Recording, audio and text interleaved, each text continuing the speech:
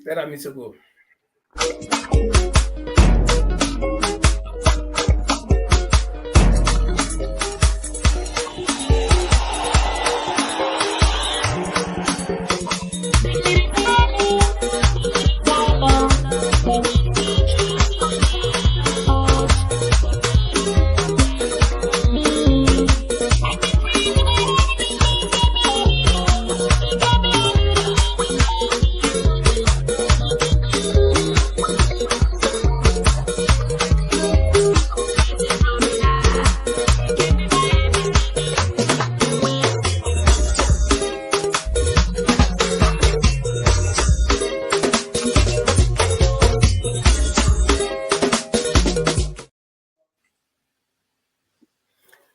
Well, ladies and gentlemen, we say welcome again to another edition of the program or the bottom line.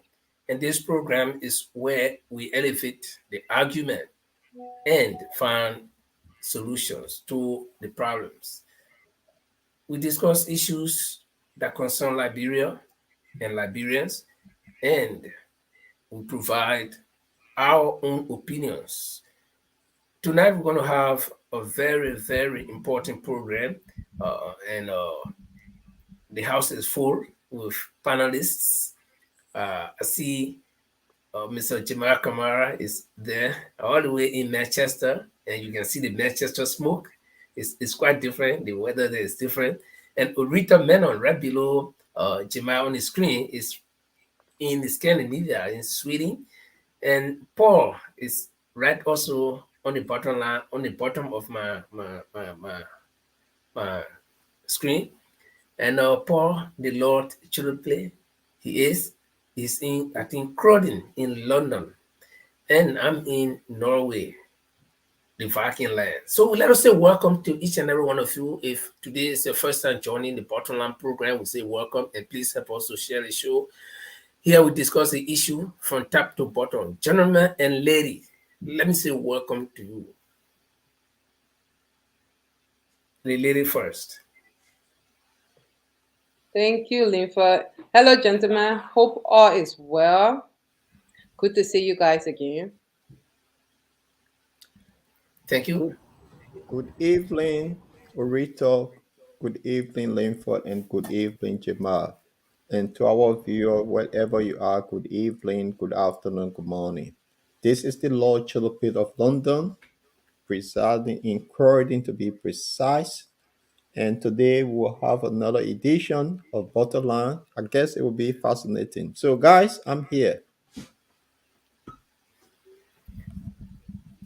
The Manchester Bear. Thank you very much for having me today. And I would like to say a big thank you. And this is a very special show tonight. And I want to say, wherever you are, we join us. We're going to have a very fruitful discussion tonight, very entertaining one.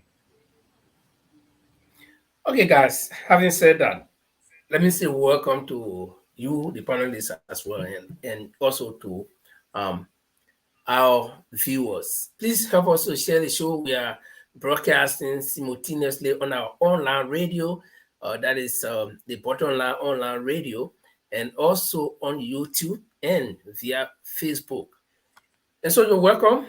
Paul, you want to play us that music about Mr. Cummings, if you can, while we share the show, and we ask our viewers to help us to share the show.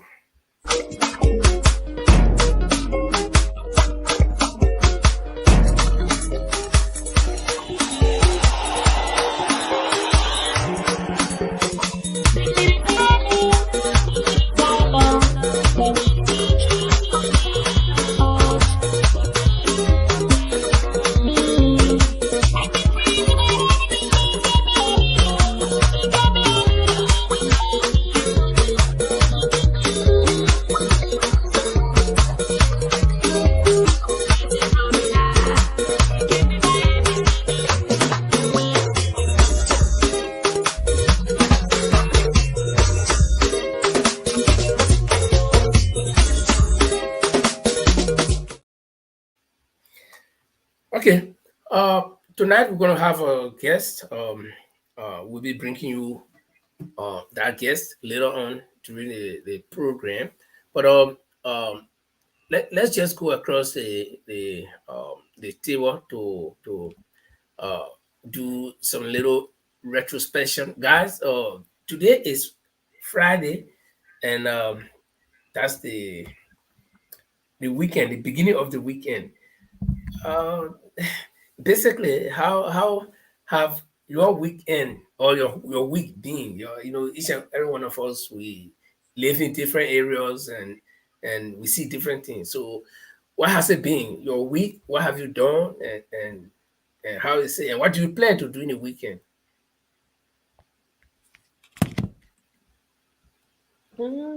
For me, my week, it's been about work, home, being a mother. And the weekend, I'm going to utilize it by just being home and relaxing. Yeah. That sounds good. And Paul, you seem to be a busy man. I don't know, but that's what my mind is telling me. I mean, that be correct. So, how was our weekend? How are you going to spend the weekend? Well, when you hear the word Lloyd, as a chief of being a aristocrat, my week is always busy, and my weekend will be extremely busy as well. So I have a lot of stuff doing, work, organization, bottom line, you name it, Mhm. endless. And also tomorrow, my daughter will be 26 tomorrow, so it's a busy weekend. So yeah. Oh, and on behalf of the bottom line, we'd like to say congratulations to your daughter, for 2026, and that's very very much interesting that she's entering adulthood and she will be taking on her own activities. So we like to say congratulations on behalf of the bottom line. Jemai. Yeah, I just want to say, a weekend always it's a nice time for us because we watch football. Manchester being a place of football, being a place of religion in Manchester, so we use weekend more, especially watch football. I stay at home most of the time, watch football. That's what I do a lot of time on the weekends. So that's a nice one I do a lot when I'm at home. And by the way, Jemai forgot to say that the beat Arsenal No, during I the don't No, week. want to. sorry I for don't want to your. mention. I don't want to mention about beating Arsenal because I told you guys on this platform that what Arsenal is doing. Manchester made this history years back. It's not something new. Yes, So we are not bragging about our victories. We've been doing yes, it for years. So yes. I'm not going to talk about your Guys, victory. guys, Eh, you but, shouldn't you, get you me see, How you so started. right? I you see beg the you, you shouldn't get me started. no, you the thing have to about keep us, yourself. listen with me, and then Where's the thing where's about us.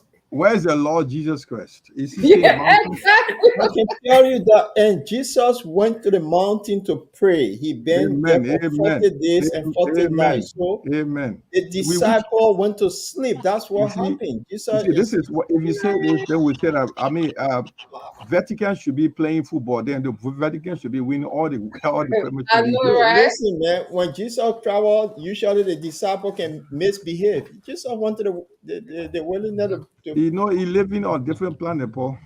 my No, but man. Gemma, you know what Arsenal? Oh my years from the 90s, ever since I started training for United. United, Arsenal they are like this in the beginning of the league. Whoo! They are very Yeah, disappointing. They will not even Yo, get to the end. They may even guys, drop to the fourth guys. at the end yes. of this league, It's the this only tournament. team in the United Kingdom that have always been in a tough flight. Never really get there to no lower league. They always been there. It's the only team that have been the invincible team in the United Kingdom. The Lord is speaking. Just listen to this. And The that is beauty the of fact. God, So just listen. Manchester Well, United, I the one brought all the thing up. You Hey, see, for us, yeah, Maurice. for us, we don't deny when they beat us. We say yeah, they beat us. We Hello, don't hello give you an everyone. excuse. Hello. hello, So, How Marie. you doing? hello, Mary, Fine. You know you welcome. can't live in UK if you don't talk sport. Then you don't talk specifically about football. Then you don't live in the UK. But let me tell you Oh, something. I know. History in this country is when you talk football history, United is one of them. So don't talk about beating Arsenal. It's not something strange to me. I've seen it over the years. Arsenal is just trying to survive and live the dreams. Okay, that's good. At least they Anyway, beat us and we admit them. They beat us. But uh, we hope when they beat some people here, they should admit they should not Oh, find we excuse. always do. Oh, we And they always do. your little your in 1 year your SAFO coaches. Anyway, we lay that to rest. But let's in fact you remember boy jobless. Saying the boy when he's so shocking here and what you doing? I think maybe go fishing because living to the they can fish. They play They that got a, fishing they area. got a far How way for many? Elaine. He can be the coach for the national team of Sweden national team. Oh, that would be a Hey, good idea. Norway, sorry, The Norway boy national team. the boy Imo that way he living his own time. He even win tomato coach, who made national coach. But anyway, don't forget about him. Oh, but let's get serious here, guys. Tonight we're gonna be like we said, we're gonna be having a guest and we stay with the arrival of our guest. This is our guest is actually from Liberia, and so this is Liberia. We know there are a lot of difficulties on the internet and stuff like that, but we have the assurance that our guest is coming. But let's do some political rounds.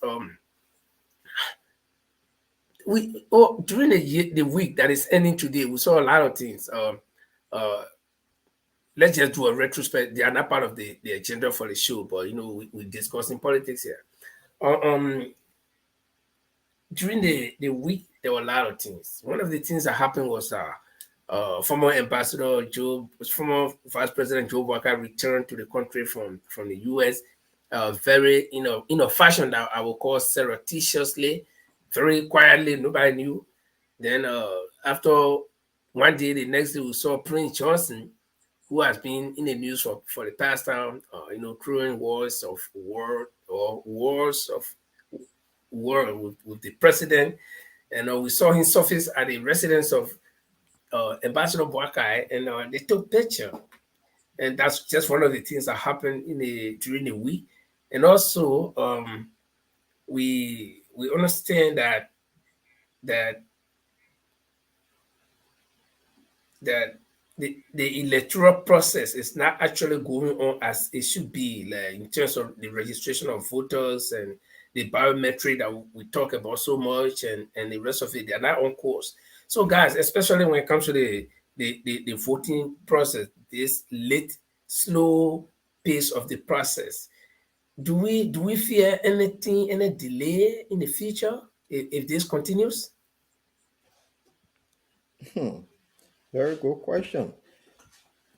I think we need to have a constitutional lawyer here to be able to explain that to us because if this Mhm. continue, it might be a constitutional crisis from because I don't know what is happening. Maybe Jemai and others that have been around the block and can chip into this.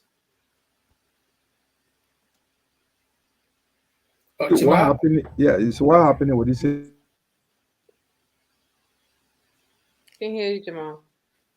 See, I keep going off. With these situations happening, like we expect to happen like when there's uh, these late changes in the situation where you see election commission come and make some decisions. You will notice that there's some it's just bound to happen because they are not prepared, or sometimes there comes some financial constraint issues. They say they can't implement because of these things. Then there's something like that. The opposition, whoever, or the aspirants should raise eyebrows because these are possibilities that are far play on the way. That they will give us the assurance that things are going to happen the right way at some point. But at some point, you will see that okay, you just look at what happened during the World Cup when the Qatar agreed that they're going to allow anybody to attend the World Cup at the last minute, they came up with some kind of house rules that really confused everybody.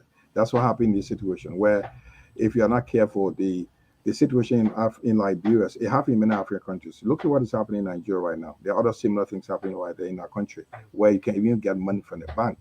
Nigeria can even get $100 from the bank. Those things are happening in order to constrain other people not to get their way around. Liberia will get a lot of stories coming. We got less than 10 months.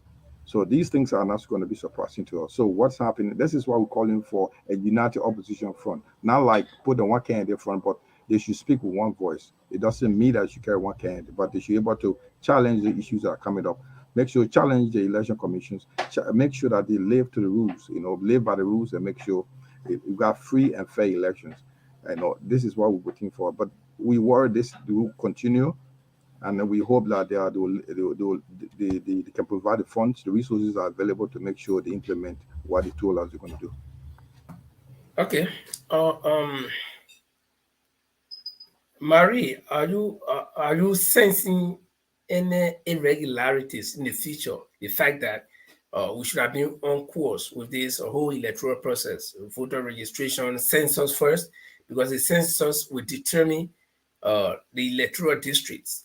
Because probably the past few years before or after the 2017 elections, some areas have been overly populated and they need to probably, raise it to district level and stuff like that. And that will determine uh, uh, the number of candidates that will be participating for a particular position. Okay, so with all the delays, up to now, we don't know the result of the census. Up to now, the biometric system, which we're supposed to be using for the very first time, is now on course, and the rest of them. So do you fear that anything will happen, like delays or something like that?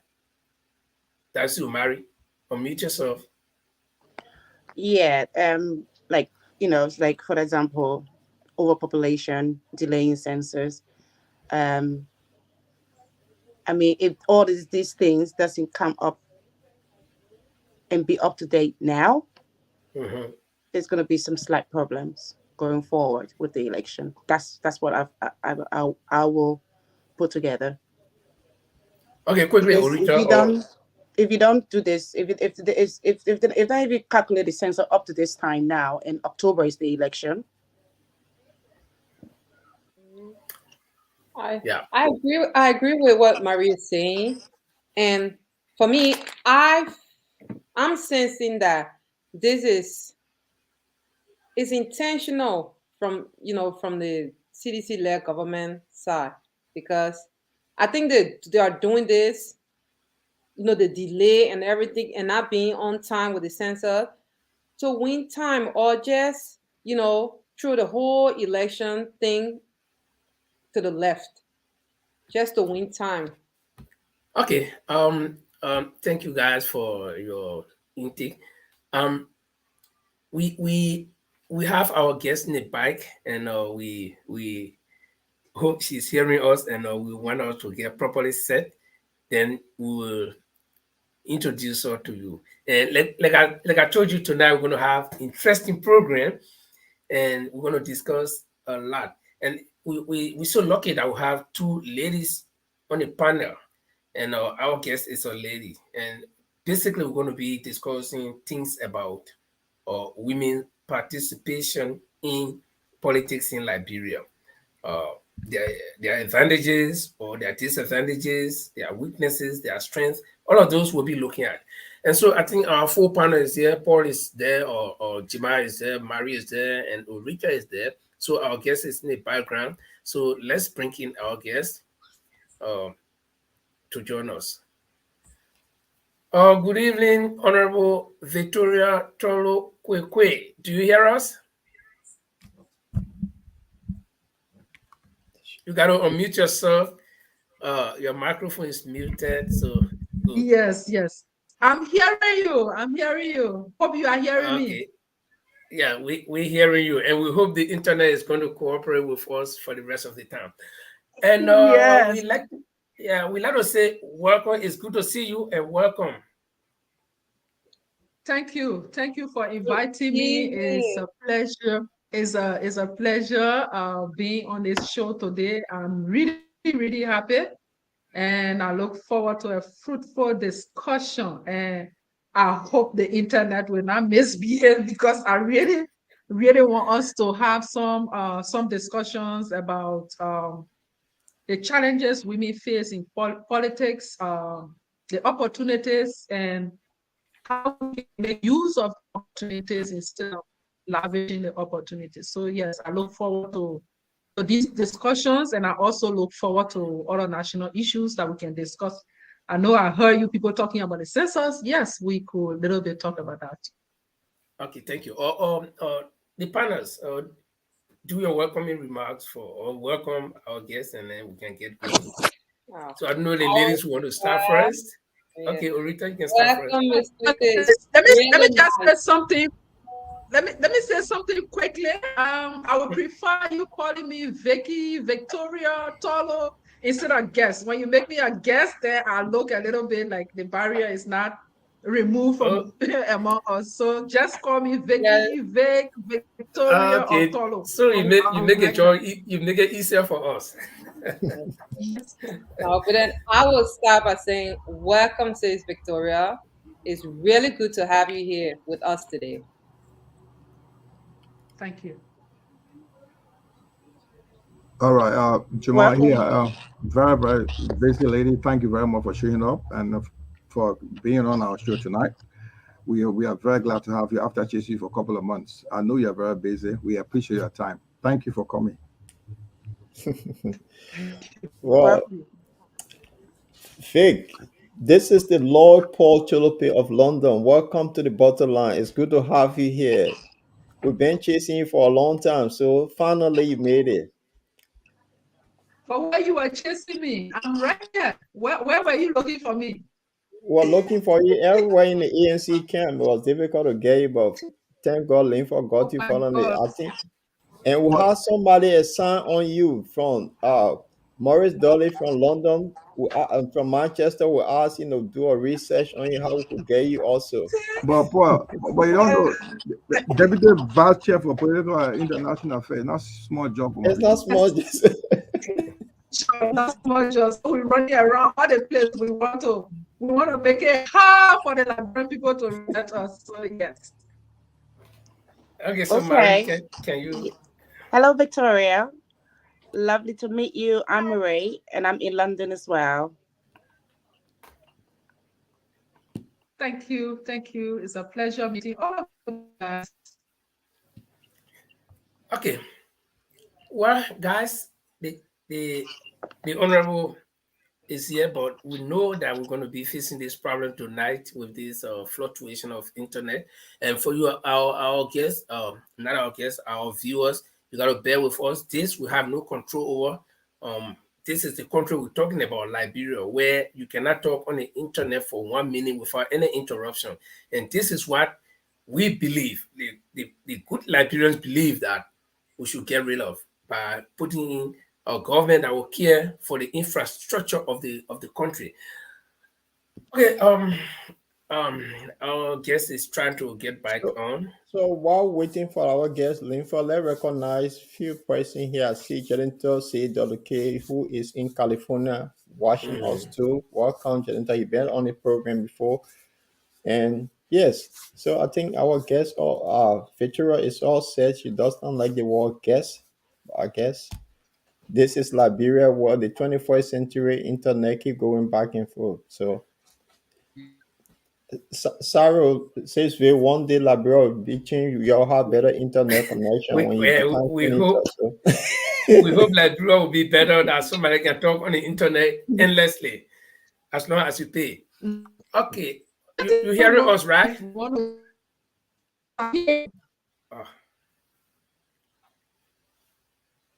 I'm oh, hearing you. I'm hearing oh, you. Right. okay, very good. Now, to get the ball rolling, we know your name because your name is right there on the screen, Victoria Tolo Koiquah. But would you care to tell us a little bit about yourself Uh, so that eh, uh, I don't know if she could change her position or it's probably got yeah, nothing to do with the internet info. When the internet is bad, it's bad. That's Liberia. So yeah, but sometimes they I don't know.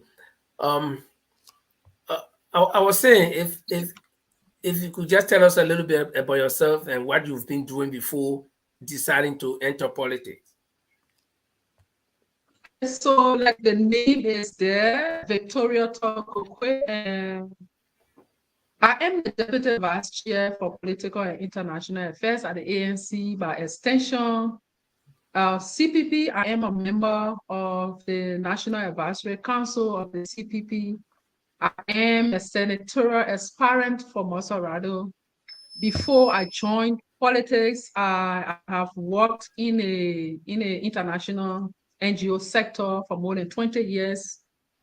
I have worked here in Guinea and in Senegal, and I have worked in different positions, ranging from translator to French, going up to becoming program administrator, project manager, grants manager, and upward where I serve as business development coordinator for international, where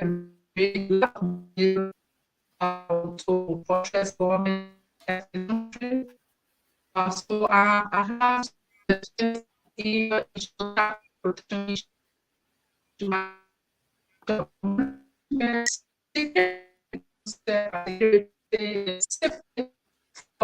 organization for at least 2 years, so I have some experience in security. Also have diploma, lots and lots more, like proposal writing, because that is what I use to raise money. Grants management, program and budget. We have the difference.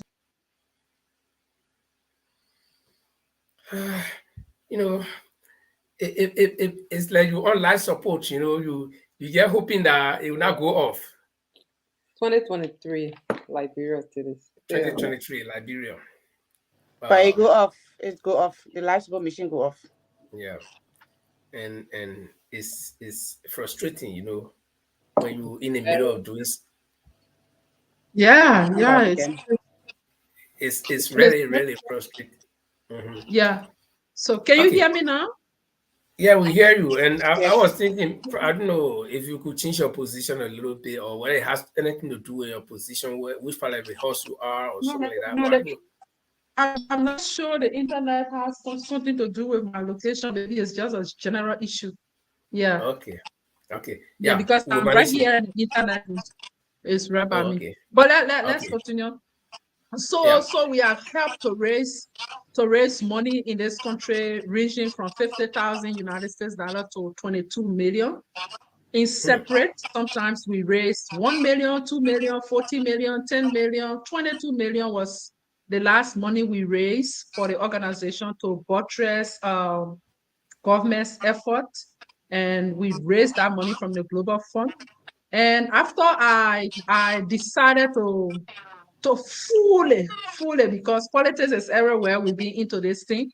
But after I decided to fully support Mr. Cummings, because I felt that the last elections, some of us were in the ANC, but we felt that Mr. Cummings had just come and he was not going to win. That's how we felt. So we left and joined the UP to support Koiquah. So looking at the way the country was proceeding right after President Weah took over, I told myself that I think it is because some of us didn't support Mr. Cummings. This is why he didn't win. So it is good that some of us, we go into it and encourage other people to come on board. And this is what led us into it. And then when we got into the politics, and with the work we have done across the country, when you look at my travel across the country, you know that maybe it's just 2 or 3 counties that I have not slept in.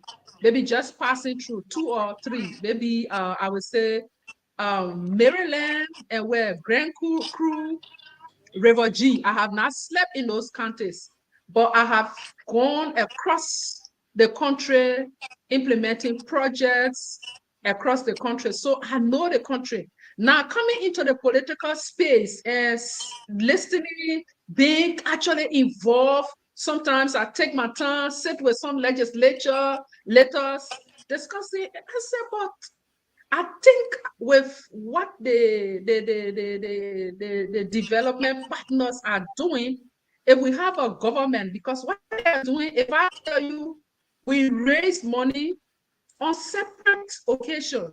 Sometimes we raise 2 million, 3 million, 4 million, 5 million, 10 million. I mean, money, 22 million, 40 million. Where, how is this money being managed? When I say manage, the organizations are managing the money to implement the project. But why is it that our country is still backward? And I thought it is the political will that is not there. Because let's take, for example, and usually I tell people, I say, I have worked indirectly with government because as a business development coordinator, I needed to work with land ministers to develop my proposals because I had to know what are the challenges in a gender sector. I had to know what are the challenges in the educational sector. I wanted to know what are the challenges in the health sector. What are the challenges in terms of youth empowerment, youth improvement? What are those challenges? Then we tailor our proposal to that and we receive the money. And once we receive the money, we Ministry of Gender or the Ministry of Education, whatsoever ministry we work with to write that proposal. Now, let me take, for example, you write a proposal with the Ministry of Education, and you have remote communities where there are no schools, but you have a lot of children there who are not going to school. You tailor this proposal for those communities. Then you go into agreement with the Ministry of Education. You tell the donor that we are going to give you 5-year project, fund this project. We are going to take 1 year to train teachers and build schools. When we build the schools, we're going to pay the teachers for the next 3 years. In the fourth year, meaning the last year, because you had the first one was like a startup, building the schools, training the teachers. The last year is a transitional period where the government will have to have those teachers on payroll. And you go through all of these things, you will write MOUs between you and that ministry, you will build the schools, you will do everything, you will do your part. When it is time to exit, that exit strategy, it fails. And how do it fail? The government is not able to put these people on salary. So some of those schools are there. Nobody in those schools. You find cattle living in those schools. Take it from me. Come to Montserrado. Let's go to the interior. Go to those communities where we build schools. You see cattle living in those places. So these are some of the things I look at. But I think the political will is not there. I'm not sure our country can be led by typical politicians. It is better to support from the development sector, because when you come from the development sector, you understand already what was there. You understand how you have been working with the people, and then you bring the fresh ideas to the table. Yes, I may not be the only person. I send it. I say, when I am elected, not evil.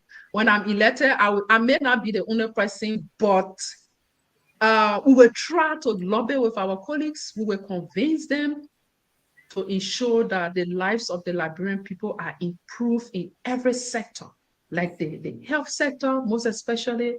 These are areas that we want to concentrate on. So that is Victoria. That is what I have been doing. And this is what has led me to ask the people of Montserrado to support me so that I become their senator to help Mr. Cummings improve this country. I hope I'm not offending you because I am supporting Cummings. So I cannot go on any show that I don't talk about Cummings. Cummings is in my blood, because when I'm senator and he's not president, I think the work will be hard for me. But when he's president and I am senator, it makes the job easier for me, because I will have a president who listens. I will not have a president where he will not listen. Yeah, I want a president where when I tell him this, he looks at it, he listens to me, and he implements. Thank you. Guys, anybody else?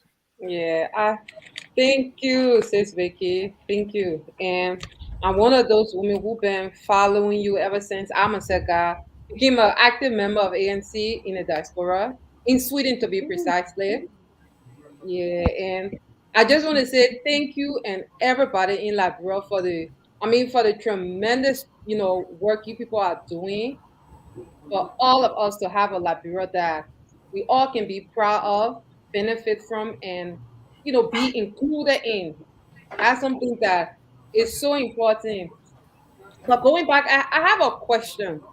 The thing is that when it comes to Liberian women, I'm gonna, that go a little on the political side. Like a lot of women in Liberia, with women, I mean women and mothers. I mean they intentionally distance themselves from, the politics in Liberia. And with politics, I don't think they understand the fact that they have to engage in certain aspects within our body politics for organic change to come. And being that 50%, 50+% of the Liberian population consists of women, my question to you is like, why are women intentionally excluding themselves from a apparatus that can bring organic change to them, the life of their daughters, their son, and Liberian as a whole? Why are women intentionally, excluding themselves? And with politics, one don't always have to sit in, the mansion, like civil society, all these, areas. That So that yeah, fine. So I think the Liberian women are now stepping up. I agree with you that there are challenges, and from the background I come from the sector that I come from, you have the women there. If we want to, we have to find them.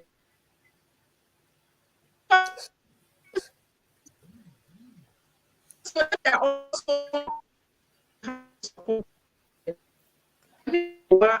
why we are there. You have a lot of people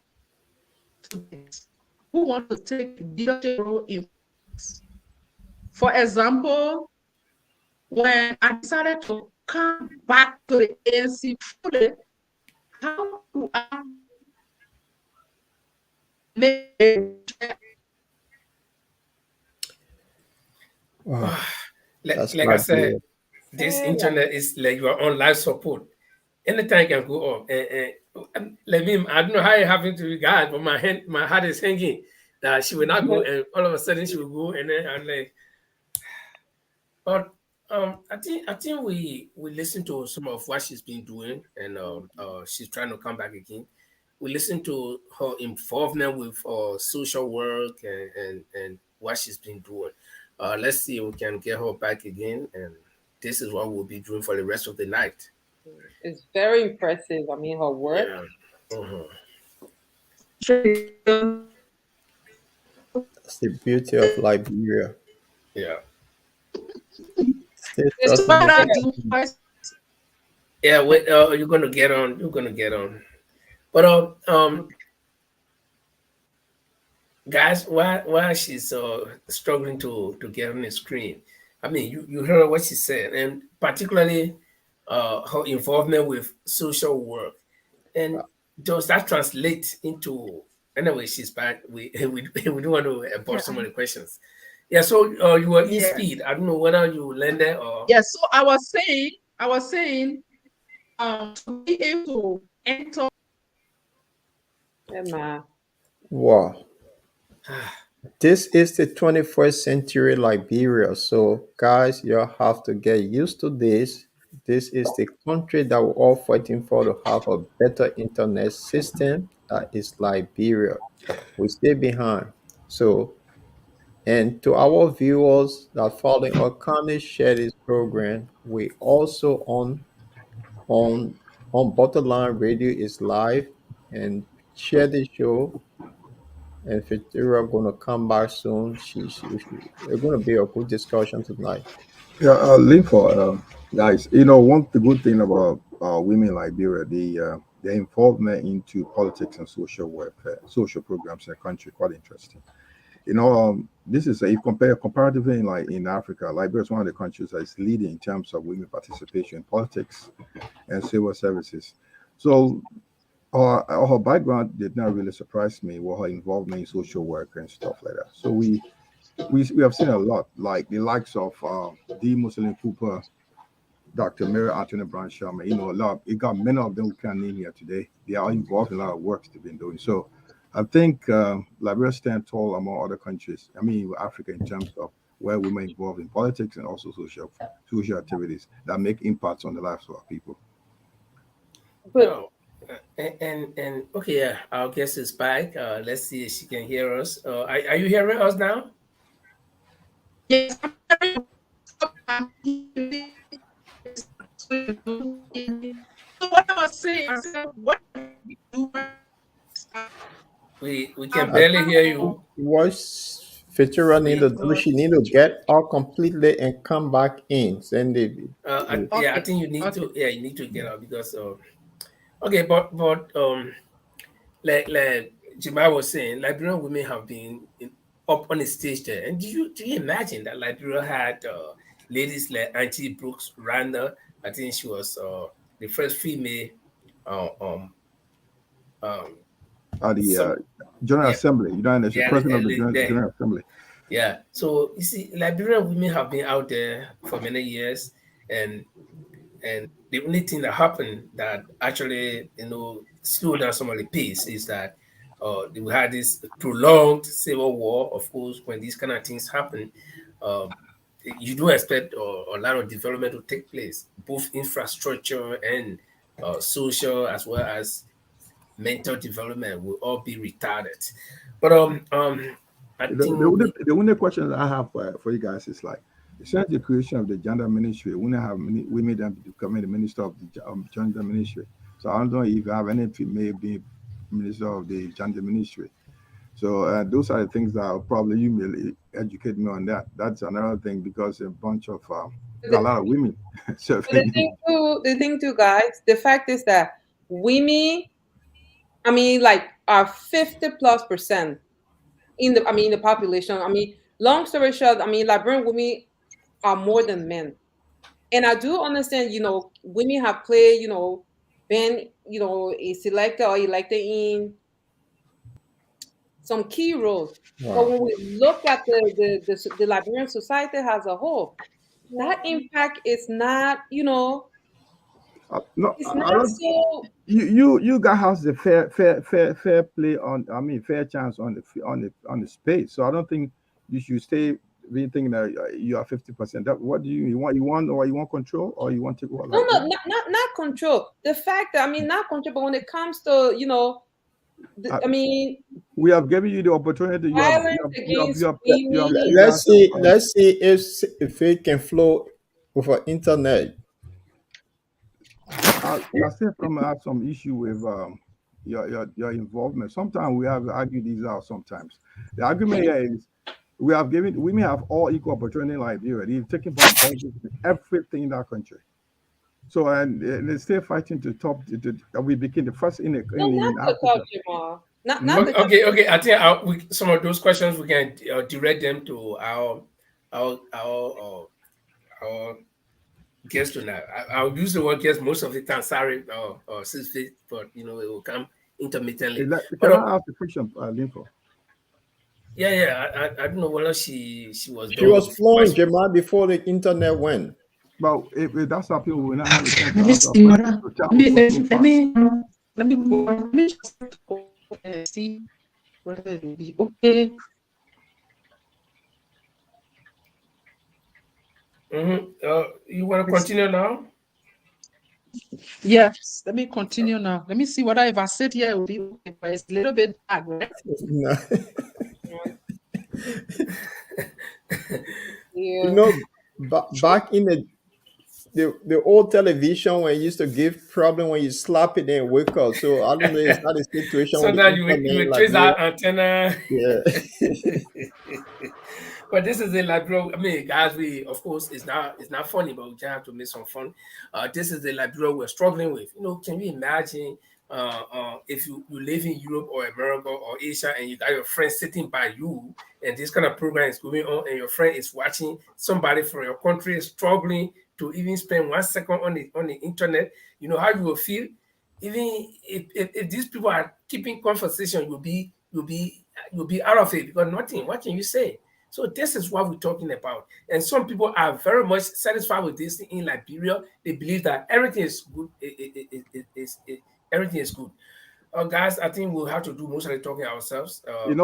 This is not, they don't encourage competition where they provide service provider coming to the country, where you will Mhm. find internet provider be more and more than two or three, so they can also give a quality service. If that Yeah. happens, then you see the system will improve. But once you have like two or three companies allowed to provide services for the country, and the government wouldn't allow them, so the system will always remain like this for centuries. Hmm. If they have to That's give a other very people, important. yeah, they have to give a chance to other companies to come in where you encourage competition. If you encourage competition, then you'll be forced, competition will force you to make your service a quality service, or else you're going to lose customers for sure. Yeah, I was talking to Orita. Orita, tell me a little bit about what's happening with women position in that country. So you want to tell me you guys don't have equal opportunity in that country? We give you guys everything. We No, give you the thing, everything. You're becoming president. What you no, want to be? You're no, but becoming Jamal, vice president. What do you no, want? the thing is, no, What do you Jamal, the guys thing want is, from us? no, my question was, I wasn't alluding at thinking that, oh, women have to take over. No, that's not No, what you I'm saying. guys have taken over before. You became No, president. You no, became no, vice no. president. What do My, you my want else? What question, else do you guys want? no, my question that, women intentionally exclude themselves. I mean, women in Liberia intentionally No, exclude themselves. I think No, that has no, to do with let me culture. land. Oh, Yeah, go on, no, sorry. yeah, no, it's okay. The thing is that when I mean they intentionally exclude themselves from importing, matters that will better their situation and the girl child situation. That is where I feel like, So you gotta call me back. why, I'm on the why, radio. I mean, why is that happening? Because if we take a look back when the war ceased and the women who gather in town at the football field, because Liberian women they have that. But when it comes to politics, because the thing is that they just see politics as, oh, you know what, I don't want to get it, I'm gonna die. But it's true politics. We make changes that will, that will be good for everybody, despite your gender. And in this case, I'm not pushing towards like the gender thing that, oh, women have to take over, but that women intentionally exclude themselves. I want to know why. Does it got to do with, like you said, the cultural aspect, or the fact that they are novice when it comes to what they can, I mean, the development in their day-to-day life that they being active in politics can give them. And with politics, it doesn't necessarily have to be like, oh, sitting in the mansion, but like civil society. I mean, all these grassroots organizations, I know some do exist in Liberia, but not to the extent where, I mean, it's 2023. Like even last year, our daughters, I mean, girls, I mean, rape and killings. I'm not saying it don't happen elsewhere, but no justice. So what do you But think can be done? okay. Can I just intervene? Orita, I think you asked Madam Koiquah the same question and she was addressing it. But Yeah. yeah, uh, I think we give her time to address that and let's hear what she will say, and then we can take it from there. I don't know whether she's still hearing or are you hearing us? She's still having difficulty. No, she's I think muted. yeah, The, no, the she's internet is she's muted. frozen. Can you unmute yourself, please?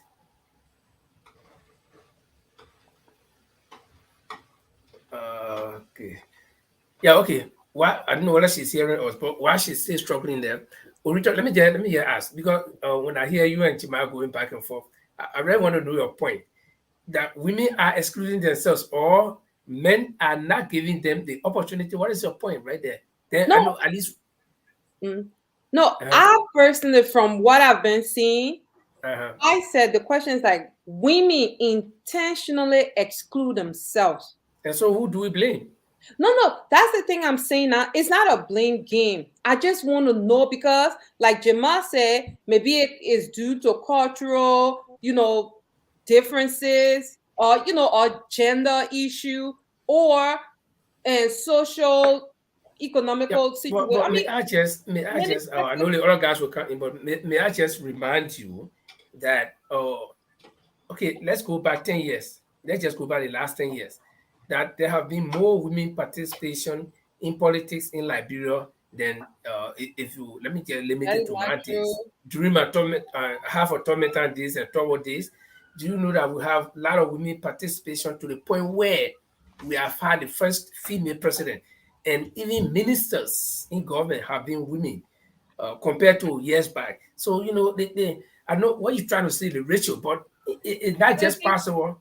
It wouldn't Exactly. just be I'm using possible. that to ratio Yeah, because it wouldn't you just be have possible that we'll have parity between men and women in government. Because the reason here is that most of the women, especially Africa, most of them prefer to be housewives. Some of them are selling in the market, okay, and some of them do not have that requisite education that will make them to work in government. Uh, Then they are but coming. Lisa, Linford, Linford, Yeah. I mean, Linford, social Linford. society. I think that our Liberian sisters and women should give men the credit because we give them the opportunity to put them at the first woman to be at the General Assembly. It was through the Liberian men efforts. And like we also elected the first female president in Africa. I mean, we've done all the ministry everywhere. Look at every corner. We're giving them the opportunity everywhere. I think the men Women should have be, become chief justices. yeah, Okay, we Jamal, should give let them me they should ask give you. her the credit that we give them the opportunity like equal rights everywhere. I mean, and they are fighting for rights. There Equal you go. rights. We've governed. I don't know. Jamal, And when Ellen came up, she also allowed this free education for girls school, and she did a lot of stuff, and that was encouraged by supported by men. So I think okay, you but then should. Okay, Why are you speaking of this? let's You see should what give her I the have a credit. oh question God, then. God. I have a question. No, Linfa, sorry for You interrupting, should but I take have a credit No, for no, the question. not men. Take I credit. not have a me, but question. No, yes.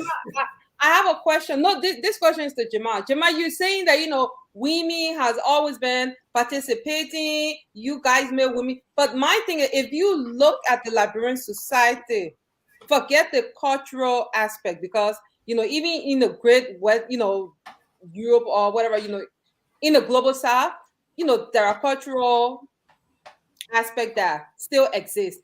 But looking at our like the Liberian society, do you feel that the living standard when it comes to justice, when it comes to equality, when it comes to like all Jamal, the social aspects, do So you feel like Paul, let me. I'll give you this. do I, you feel like women are included, to oh, the extent where they have the same rights as men? okay, I will just ask you one question, then I'll give it to Paul. There's no position, no job in Liberia that men has done, women has not been given opportunity to do it. So just to answer that, there's nothing like Yeah. Liberia. Probably, can I ask you something? I may be a little bit personal. What time you left Liberia? I left Liberia when I was after the 2 years after the first one. I was I probably 13. when you're teenage, yeah. Yeah, Okay, yeah. you need Okay. to know a little But I bit of started Liberian no no history. no no Listen, no no. I started going back to Liberia when I was 17 and a half. And I there's used no to go back job, once one. there's no political job, political positions, no administrative job. There's nothing in that country called Liberia that men has taken as a Even job. maternity job, women have No, been but the I thing knew of is, Women police have taken you it. maternity There's guys only job. don't country in I Africa. think you guys Let me misunderstand remind my you, my sister. Let me question. educate you a little bit. There's only country in Africa that have given the equal opportunity to women to serve in every key position. I tell you. So But I can tell you that the first woman, I just remind you, the first woman in the General Assembly, it was a lady, it Auntie was a Brooks Liberian Radler. lady. So there are a lot of things you need to know about. I mean, what I'm saying The, here, the, the present Chief Justice is a woman. you guys we need to misunderstand my give the men the question. credit in Liberia for supporting them to No, get no, those positions. yeah, Okay, let's see yeah. what Even Let's of fast see the to what. the truth Yeah, point that here. we have a no, but Liberian. I mean, Jamal, the thing is, we have a women day in Okay, Liberia. Just guys, my can we question, narrow my Let, it let's down? question. just get a No, no, Fitero because Yeah, let's internet yeah flow. yeah. yeah. Are you hearing of the truth? Please or unmute yourself. Oh, The Jesus. internet let her The thing talk to is, her. Can I just come in? Can I just Yeah, come in? Marie, Sorry, let me, please, let's. Marie, let me sorry, you're going to come in, Marie. I know. But the thing is, gentlemen, my question wasn't about, oh, women are not giving the chance. But I'm saying, because my question repeated, like, women intentionally exclude themselves. So we But just try to It's, make a no, point that but it's and the I women want that you to should know blame. why. But I wasn't. But the thing is, I wasn't blaming because I said women intentionally. Original, let me do it this way. Let me make it easy. Let me make it easy for you. Let me make it easy for you. You answer your question yourself. You are a woman, right? We are men. So if you ask that question, we should be asking you that question. You, our sisters, our yeah. mothers in Liberia, why are you intentionally Okay excluding then. yourself? Give me your position. Okay then. You know why I asked that question? Because for me, that question, ever since I go back to library, I see a lot of reason, and I wanted to hear from somebody, a woman who has worked and is still active in Liberia when it comes to women, when it comes to questions and things concerning women. I wanted to hear it from because I know. So my question wasn't about to bash the men and saying, the men are not giving women, equal opportunity. No, because I said women intentionally exclude themselves, despite the fact that they are 51 plus of the population. Okay, That was my Victoria, do you question. hear us? I think she's still talking. I don't Can we get off the telephone WhatsApp? know. She can. Victoria, I think you want to you guys just stay on the screen. You want to use your telephone? Oh, she's gone. Yeah, you Uh, can call her in the back so we're having discussion. yeah. You guys can go ahead. Let me see if So I can you talk see, to I her. wanted to come in a little bit, kind of to Yeah, Marie. about the question our reader is asking, why women intentionally exclude themselves. I don't know. It's not really specific to me, in a sense that why are women intentionally excluding themselves from what? What business environment? What sector? Okay. From no, continue, Mary. Yeah, what sector? Because Miss Victoria, she's a project manager. She's in a project management.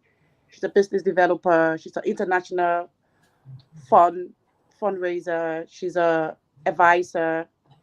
She has a wide range of business field that she have experience in. Now, going back to why, the question is, why did they intentionally exclude themselves? I couldn't put a question. I had to kind of put a step of in which what is Arita trying to say? In which way? Is it from the political environment, or because Miss Victoria, she's into the business development environment? So I think the question is meant to be put as, why does women intentionally exclude herself from the business development environment? Because she's in that environment. Because if you're asking about if you're asking about political political environment in a broad market, I don't think any one of us can answer. Even the lady Miss Victoria can answer that because it's not specific enough. So she's Let's not. see I if don't think. we can bring her back on. Yeah, is she coming back? Because she's in a business development. Okay. Is Yeah, it on because we now? are using WhatsApp and it's the internet using.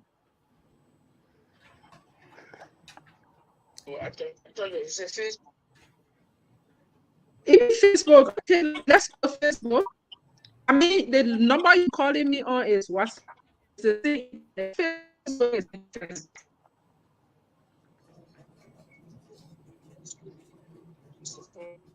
Yes, no problem.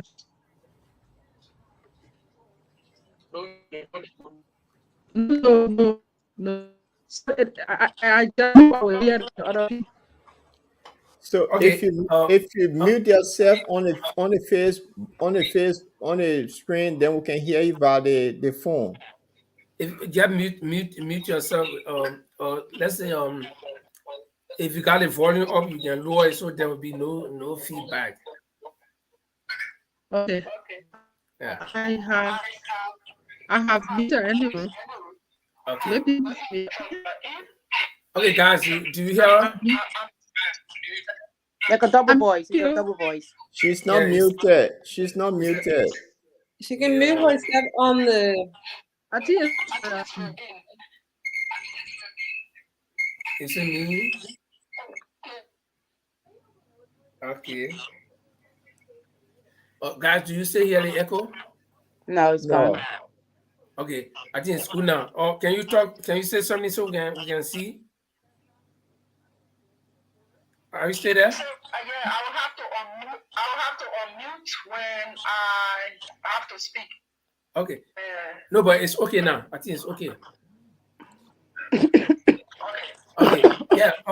Orita asked you this question, specifically about women excluding themselves. Nobody excluding them, but they are intentionally excluding themselves from Liberian polity. What is the cause, or what are the causes? If she know. If you know, I mean, you you don't need to answer it because you can't speak for all the women, though. Yeah, but No, I will attempt to answer the question. I want to agree with her, but in most cases, I want to agree with her that women intentionally exclude themselves. Women do not exclude themselves. I'm hearing I'm telling myself, I think Yes. yeah, now. Great. You say hearing yourself? no, it's okay now. Okay. Try. Yeah, so what I was saying is that yeah, I'm hearing myself from Ed. Okay. Linford, Jennifer, you gotta mute your. no, if Linford mute, we won't hear him. That's Yeah, if true. I mute you, will not hear me. Something is I think because there you're is some close there to is some your. volume somewhere up. Okay, I don't know. Yeah, man. But Linfa, you mute. When she's talking, you mute. Okay. But if I mute, okay.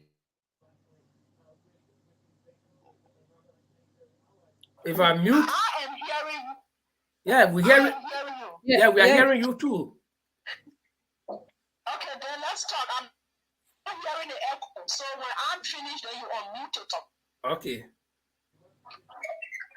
Yes. So I was saying that I do not want to say that we do exclude self intentionally. There are challenges that are leading to some of these factors that cause women to stay at the back, especially for women who are not at all into politics. Yeah.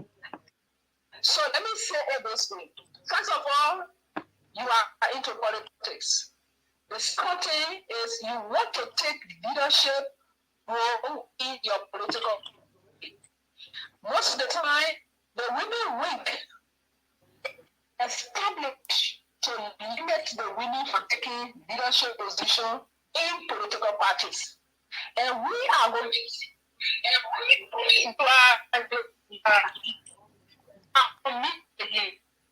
you have to meet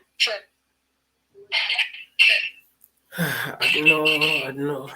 You are hearing yourself because there's a delay in the system. So when you talk, because you are talking through the phone, you are not talking through nothing now. So it's coming back to you. If you can go totally off, if you totally go off from this system here, then you will not have any echo. okay. But I wanna so anyway I'm looking in Liberia, so let's do it this way. Mm-hmm. Okay, we go off completely. Yeah, if you Yeah. go off, later on the phone. Okay. So what I was saying, I'm saying that the way we politics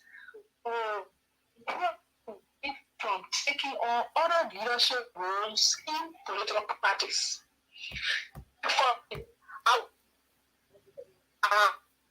To be asked for international affairs. So what I did clever was I went to the winning wing. I ran for the vice chair for administration winning wing. I won the position. I started to work with the women, and then I saw some that I could bring on the table at national level. And I was promoted to Deputy Vice for Political and International Affairs. I was also selected to serve on the National Advisory Council of the CPP. But what I'm saying, the first step in line from taking on the roles in political party is by that establishment of the winning wing. Why is it that we do not have a men's wing, but you have the women wing? That is another way to put out there, just park there in one area and say, so be in this place here, you check in one person to rule or to leave there, to bring more women to the party. That's one step in pushing them aside. Two, women are harassed. Women are harassed. Secondly, sometimes you want to run for position because you have somebody so influential in the political party, they do now want to support you to get there for nothing. For them, what they can give is by sleeping with you. That's another way of keeping women from taking on leadership role in political parties. If not, you see the political parties, even when you look at rallies, you see the women play influential role in bringing people outside. But what are their positions in political parties? And this is something we want to advocate for. We're going to advocate for. This thing of women wing, we want to cancel women wing being limited to women. You can have, it's like the Ministry of Gender. The last I told somebody he said, no, get a chance, let me run. And when we win the elections, we will need Minister of Gender. I look at you and say, do you see me? Somebody who is just be minister? Why is that you support me? And when we win, then you become Minister of Gender. So it is like the Ministry of Gender, people have tagged the Ministry of Gender to only women being Minister of Gender. But women can play more good roles, like the Minister of Finance. You got women who can take on Ministry of Finance, Ministry of Education, Ministry of Agriculture. Those ministries are ministries that when you lead and succeed, you make great impacts in the lives of your people. But people tie women to certain positions to deprive them from taking on other roles or deprive them from shining. Those are the issues. Some issues are harassment, intimidation, all of those. And the next one also is violence in political parties or violence in elections. When you have to go for convention primaries in your party, women are afraid. But I'm telling myself that before the people they started the meetings, all my seed, they will come to all us. So the men get steam too. I can tell the women. I said the men too, they get steam. So if the men can go see, and they can see, and they will still work, and you as a person is there with you, why you can't put yourself there? Forget about the seed. So they try to say, but they want the 8 children, 8 fathers. Then the women stay back. We will come to the team, Osaya. But where I want to agree that women intentionally deprive themselves is you have some women that are supporting the women 100%. You have some women who are used to tear their friend women. You have some women who just do what they see one day. So you have that 3 category of people who you will consider as intentionally depriving yourself. Because if a woman is depriving a woman of taking on leadership role, it means that that woman is depriving herself. because it is her gender that she's deprived. I will tell you,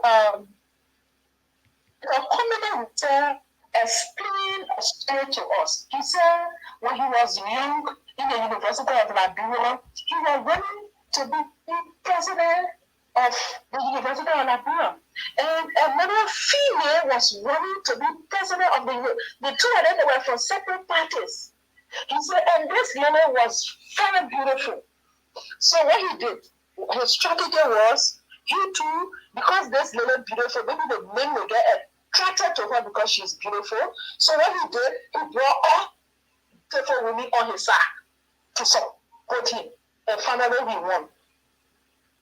So yes, I want to agree in some sense that women intentionally deprive themselves. But on the overall, I will take 80% of it being women being stepped down on from getting leadership role. And we have to step up again. Okay, I don't know whether you can hear Paul, but Paul, I think Paul has a question. Well, Yes. Fitzgerald, thank you for explaining that women deliberately do it and men also step on them. My question to you What's up, Bob? can you hear me? Yeah, Paul, go ahead. I'm hearing you, Paul. Right. So, being that women are more, especially you running to be senator for Montserrado County, and with the inclusion of women in your, being an advocate for long, how, what chance you stand to beat Sir Joseph by using the women vote?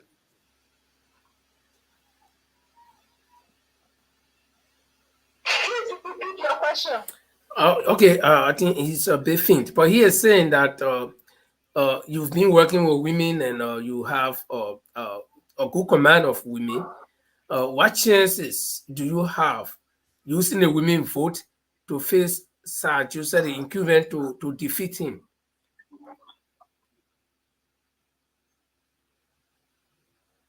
So not only me, but all of the women. So the women, I think this time around we have a lot of women going to the legislature because the women have come together and there is actually right now a awareness ongoing.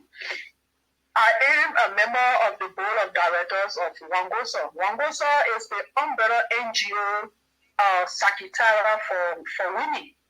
So we are leading the process where the women are going to go to communities to sensitize our colleagues, women, sensitize the young people, sensitize the elderly people.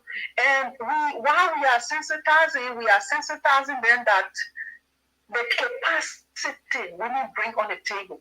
We are not just going to sensitize them to just vote for a woman because she's a woman. But what capacity? Once you see that capacity in a woman, give her the chance. And we are getting very positive feedback. I must admit to you, when we go to the communities, the people tell us that we are tired. And well,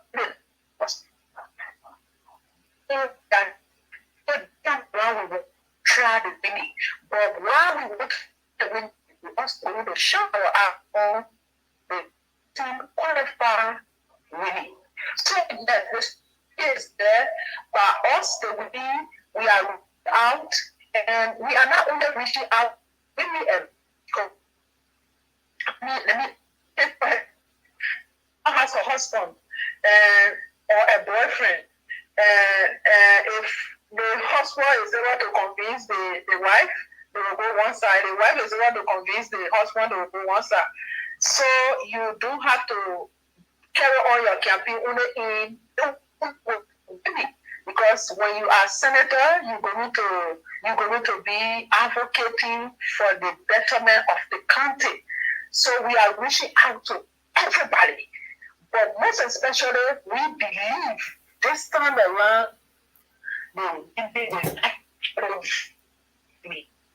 that women will vote for the women. So our Our constituents is the women, and we are putting more focus in the women. If you come on Facebook page, you look at my campaign page, you will see that most of our outing and thing, you see that we are reaching out to women groups, we are reaching out to youth groups, most especially the women group. There are so many. When you look at the social peer groups across the country or across the country, you will see that we are reaching mostly to women than any other person. So yes, we are going to bring the women's vote on the table, and we can win the elections. Okay, we're going to show a video, and probably we're going to put up a picture for you, and that picture will speak for itself, and you also address that picture. But just before that, while my colleague is working on those things, the video and the picture, I got a follow-up question to what we were previously talking about women participation. You cleverly outlined some of the problems that women face, or ranging from harassment from male counterparts, and probably people intending to step on the side. But what I want to know is, in all of that, does there exist any opportunity for women in the face of all of what you explained? Yes, what I just explained are the opportunity. But this was the first thing I ever did. I did a SWOT analysis. I asked myself, what are your strengths? You are going into this race. What are your strengths? What are your weaknesses? What are the opportunities you can have? What are the threats? So we want the people to work on threats. We want to work on our weaknesses and increase our strengths. And while increasing our strength, it is the opportunities we will use to increase our strength. Yes, the opportunities are what I just explained to you.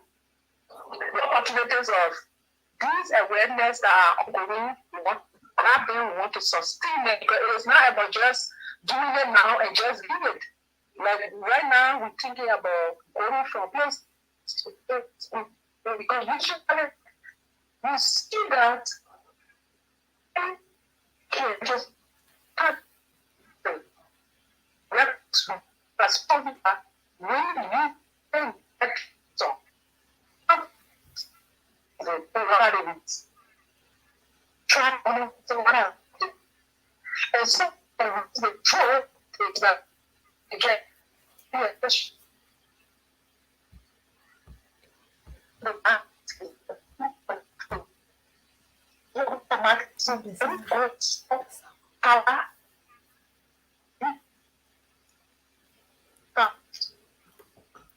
Internet.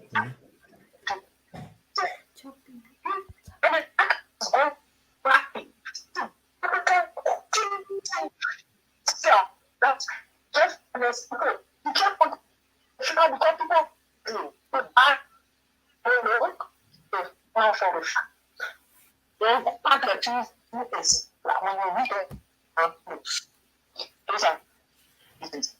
If you don't want to say on the shine camera, on the line, just the way the fuck when you come, you put it out of the time before they can come back. So we have seen adults that we have so what continue what happened awareness for them. So election period to just Congress that today we will make a difference color in 3 days' time. You are going to vote for 6 years. So go and vote. So we go and increase our opportunity. Okay, Paul, I think we heard her, so you want to roll our video so she can adjust her phone also. I don't know why the phone is also cutting off. So So if you roll a video, then we'll ask her. Okay. And this is Montserrado who came out to welcome anything.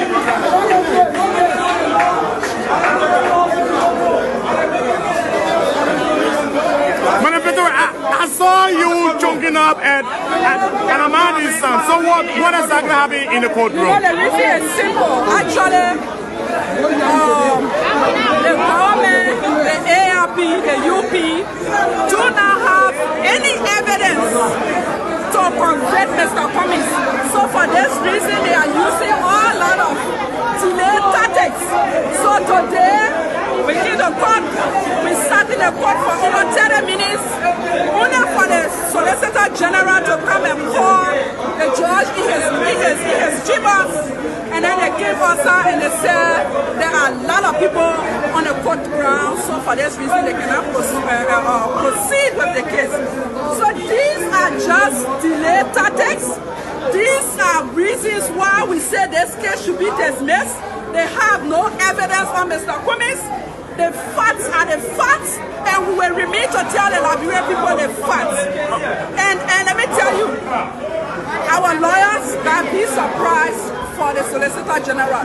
Watch and see that there will be a very good surprise. Let's talk about the concern for the Solicitor General. I saw you embracing the guys who booed the Solicitor General a couple of minutes ago. He believed that these guys, if they are here, when the former vice president arrives here, he's not going to be safe. So can you tell us if ANC is the sponsor behind these guys who booed the Solicitor General? Because I saw you embracing them when you stepped out. First of all, let me let you know that this is a misinformation you are taking to the public, and I want you, James, in particular, to desist from giving this kind of information. When I was getting out of the court, the Solicitor General was still in the court being interviewed by some journalists. I mean, when he was entering, he was booed. When he was, I was nowhere around. So I'm saying, I'm coming. Let me make the question clear. Yes. When the Solicitor General was entering the court, he was booed by the crowd that is right behind you.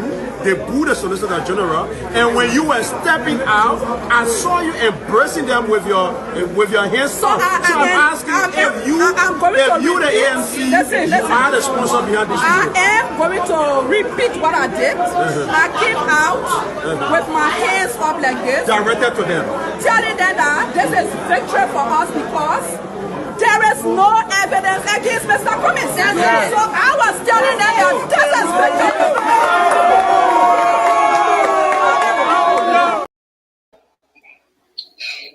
Okay, I don't know if you are watching Victoria, but that was during a case against Mr. Cummings and one of the court days. Do you remember this day? I just saw it briefly and it went off. Yes, I remember. It's only one video you play, right? Right. Yes. Then I remember this day, and this day, I think this day was the day that Good Day Flomo was misinterpreting my jubilation. Oh, yes. Is it? Right. According to what we saw, and you were telling him not to carry that misinformation. So I think you are right. Exactly. So I didn't know what went on outside. I was in the court hall.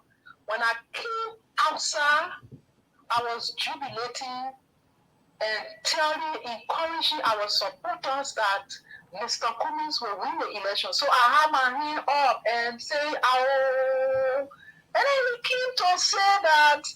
He said that I gave the order to boo the former vice president. So I told him not to carry that misinformation. I was nowhere around. I do not know who was booed. I just came outside. I was jubilating because of what was happening in the court. Because the way the witnesses were responding to the questions. So I felt that Mr. Cummings was going to be vindicated. So I was jubilating when I came outside. Yes. Okay, I don't know whether the other panelists have any question to ask, or Marie has now. Yeah, Yet, and Jamal is here. So, guys, if any of you have any question for our guests, you can go ahead. Mary, you want me to go? All right. 6 of Vic, Jamal Kamara here from Manchester. I know you're hearing me loud and clear, is it? Are you hearing Jamal?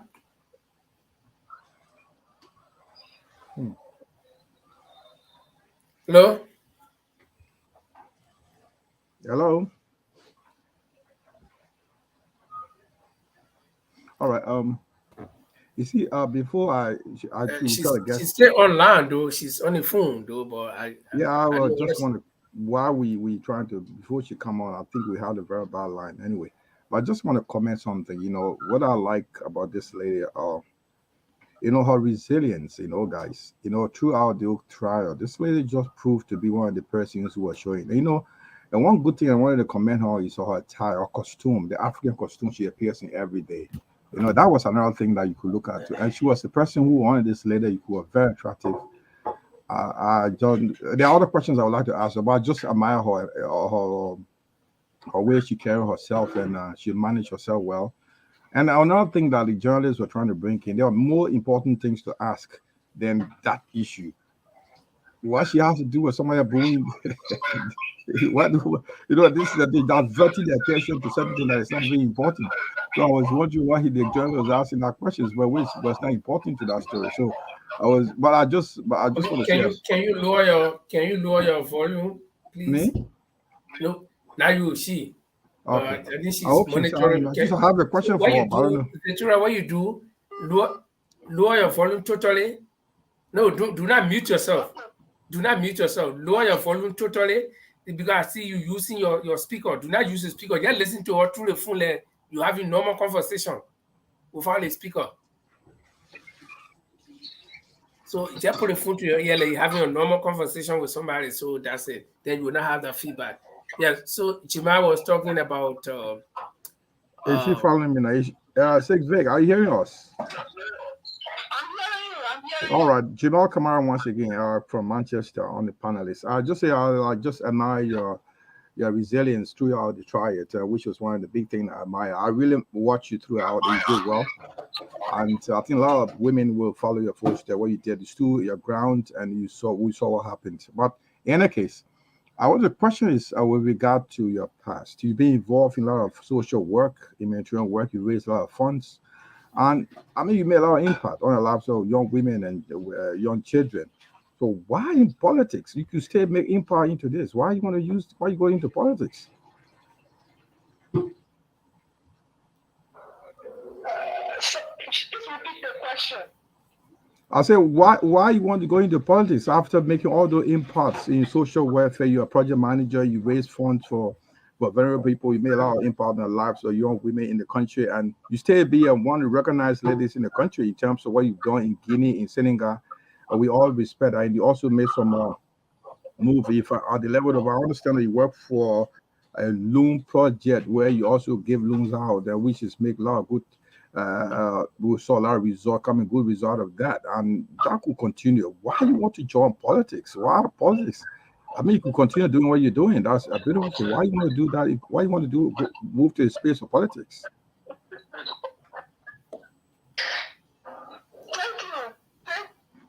Thank you. Actually, I keep the politics. The reason is simple, very, very simple.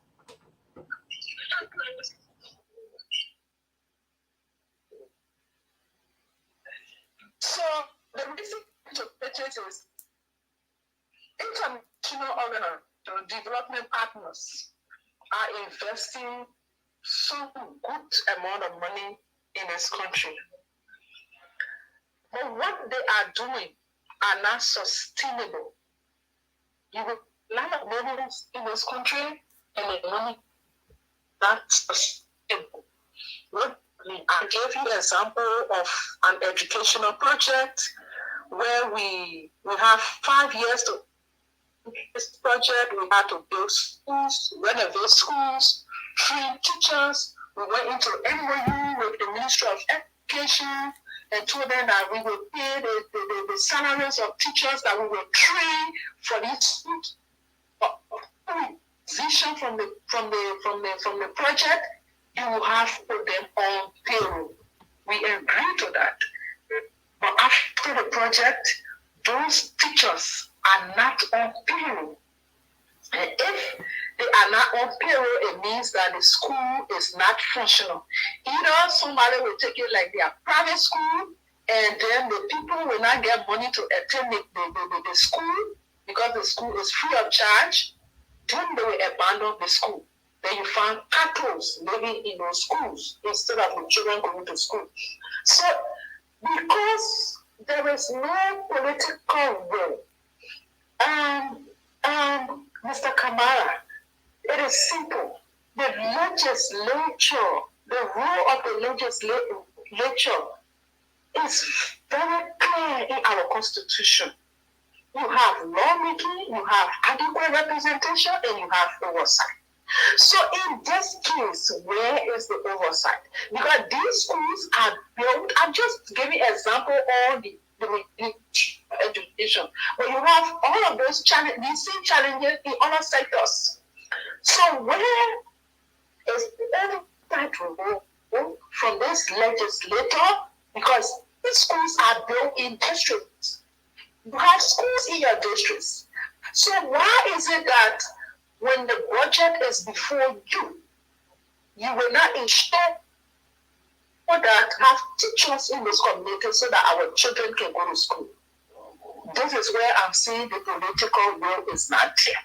So sometimes people don't understand the issues, but there is no way you will tell your people one of the cardinal function of a law, which is adequate representation. How do you represent people when you don't know them? You do not know them. Because either you do not know them or you intentionally decided to neglect them. Because if you know them, then you will know the issues that are affecting them in their communities. You will know that they have health issues. You will know that they have empowerment issues. You will know they have educational issues. You will know all of these infrastructure, basic services that they need, electricity, running water. You will know that they need these things. And once you know that they need these things, when the national budget, I sometimes say, I will not have to wait for that national budget to be at the Senate before I start to talk about what is happening. When there is issue in the educational sector in my district or in my country, it is my role to lobby with the Ministry of Education. When you are submitting your budget, please ensure that Montserrado will have at least one vocational training center this year. Put it in the budget. Because the budget, the Minister of Finance doesn't just sit there and develop the budget. It is the different non-ministers agencies that will submit their budget for it to be included in the national budget. So, as a lawmaker, why you are lobbying, the lobby start with those ministries. And if it is not put there, when you have to advocate for them. And once you advocate and the money is placed there, your oversight role comes in to ensure that the money that was placed there is used properly.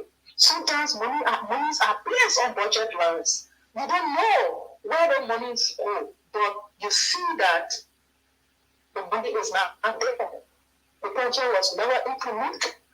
So this is what I am talking about. So these are some of the things that are pushing me to work with it. Anybody else? Or Mary, you want to go? Yeah, it's very interesting discussion tonight. You gotta be a little bit louder because she's listening to you via phone. Can you hear me? Do you hear Mary?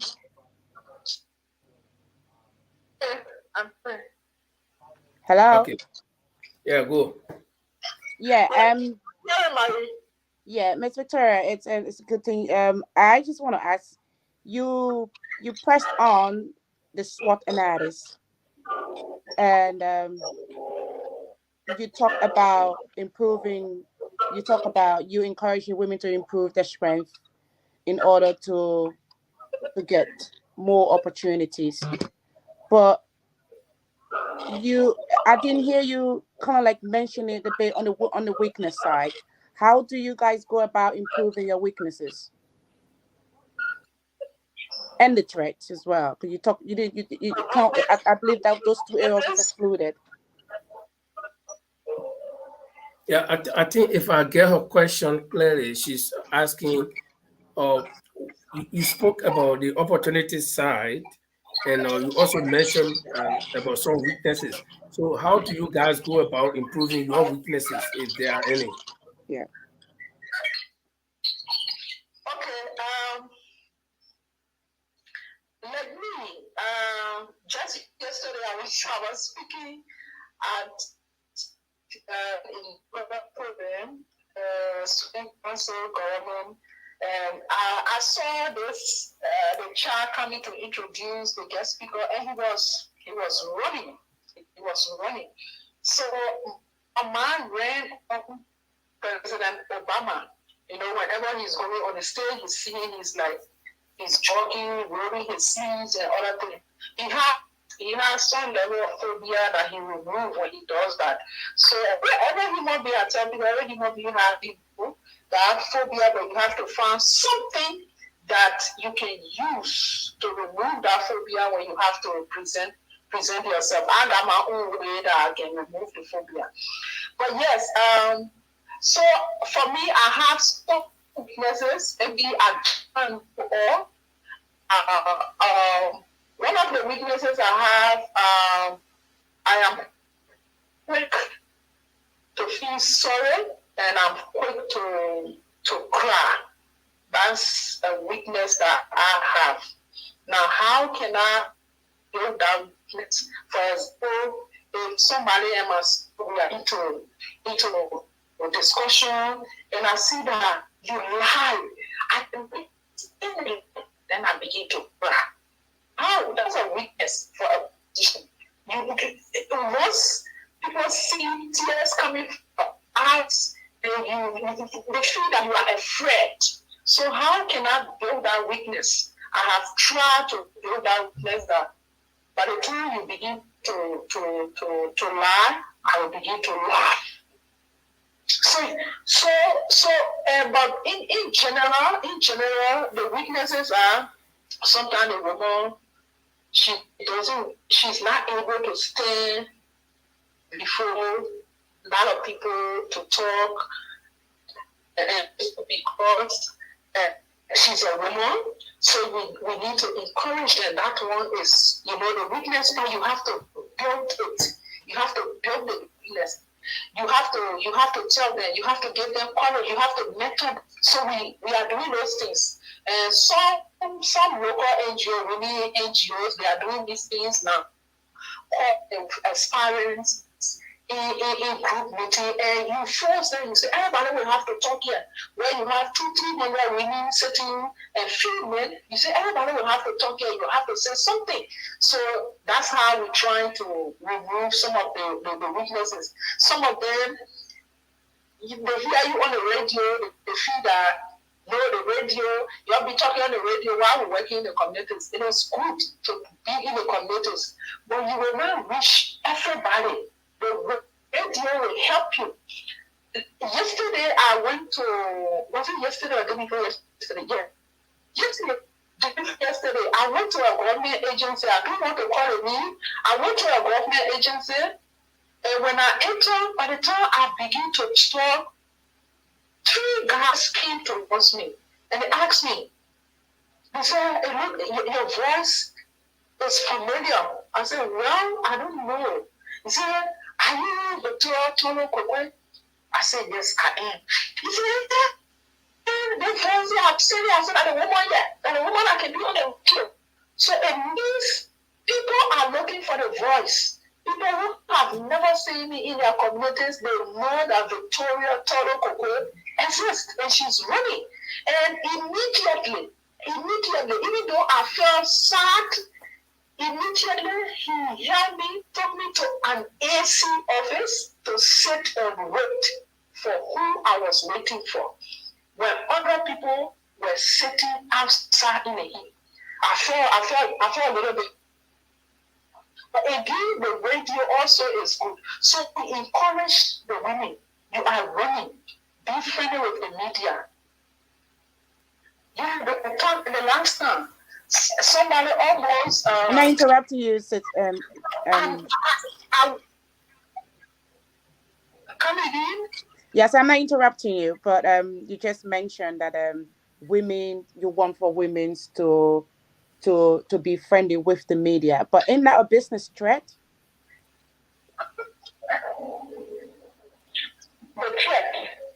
Yeah, in our business, still sticking on the SWOT analysis because you did mention earlier that's what you kind of like press on. In that a business threat, like being friendly with the media, means then we kind of like thinking about, they're being friendly with them, and then we're talking about sexual misconduct as well, the harassment, the stalking, the all of that. That is like in that a threat or a risk to them even kind of like get a bit more involved into the political environment. In that a bit of business threat.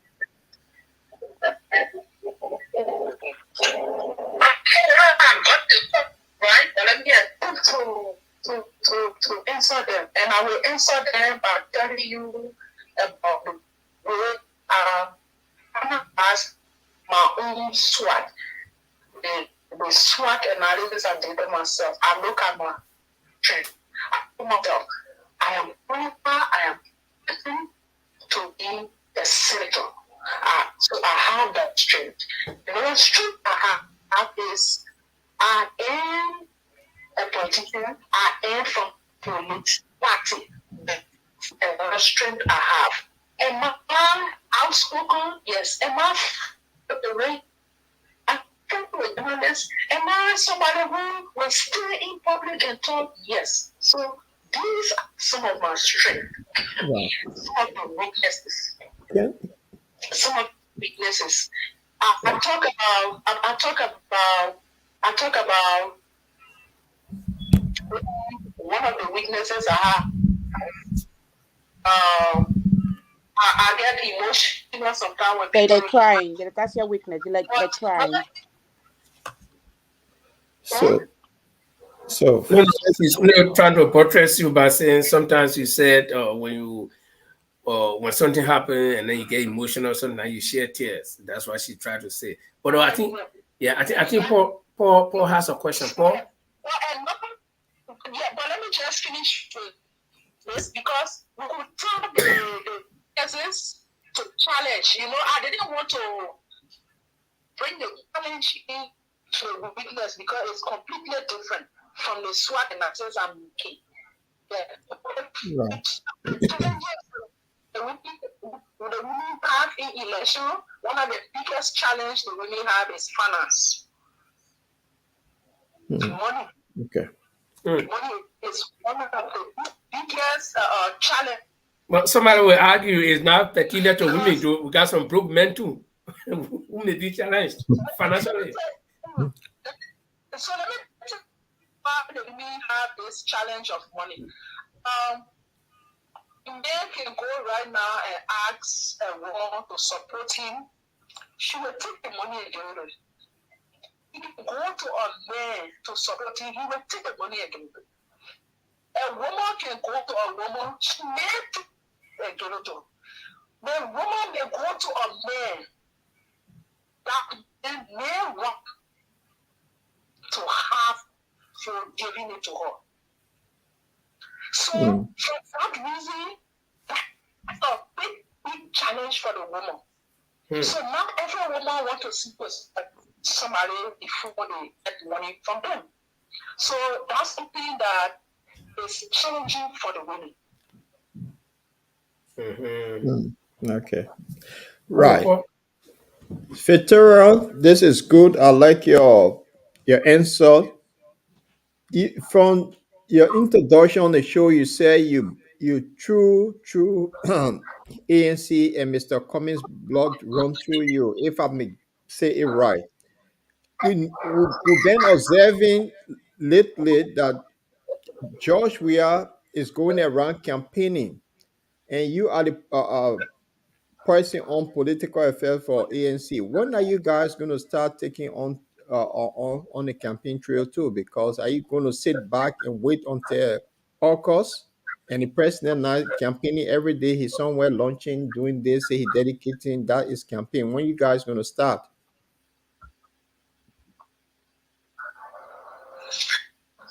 Well, the ANC, we are law-abiding people, and Mr. Cummings also is really to us the laws. We are not going to follow any methods that this government will take on. We are not going to follow them because we are a government in waiting. We want to set example now that the people will see that we will be, we are not surprised by what this government is doing because we're not. They were violent people. They were violating every rule. They were doing this, that. So we are not like that. We're going to do, like I said in my opening statement, we're going to make it hard for this government to come back. We're going to make it hard for the people not to vote us. So we are engaging our people. We are not campaigning. We are engaging and sensitizing people on how to vote. Engaging with awareness. People, we are asking their support. We're not running campaign. Today, I visited like 4 communities. Today, I was invited in Barnesville, where I met with over 200 men and women teachers. I left from there, and when I met with another group, there were more than 60 persons. I met with another group, there were more than 60 people. So practically, these 300 people. And those 300 people were carrying the message that we met with Koiquah. She talked about the ANC, she talked about the CPP, she talked about how she sees opposition unity. She talked about these things. She talked from heart. She didn't us talk about the roles of the legislature. So we are engaged. We are not going to be law and somebody who will just violate the laws of Liberia. We're not going to be that person. We are in the communities. We are working. When you go around, the communities, flyers around, awareness raising going on. Mr. Kumi says it's time to vote. The territorial says register to vote. So we are on our engagement. We are carrying out our community engagement. We're not going to be starting with about them. Okay, let me follow up quickly on 2 things. First, you spoke about your community engagement that you are involved in. In fact, when we talked yesterday, you told me you were on your way to Todi, which is far out of Monrovia. I want to know, when you are on the grounds talking to these people, what impressions do you get from them regarding the CPP ANC? One. The second question is, you also spoke now about the people ask you, or you gave your opinion to the groups you met today about opposition unity. What do you think personally about opposition unity? Is there anything like that you think can work out?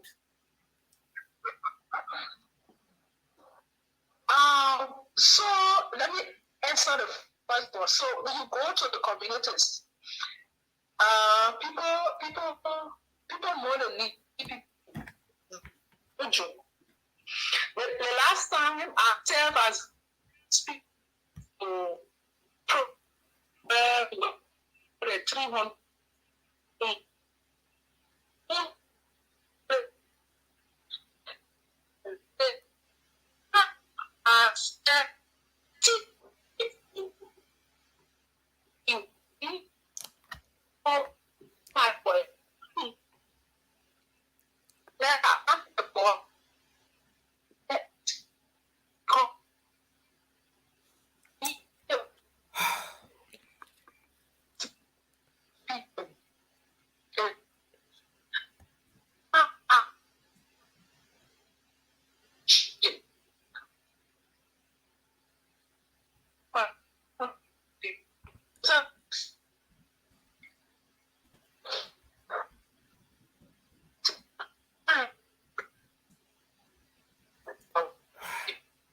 we're not actually getting you again. It's like the internet is going very, very bad again. But um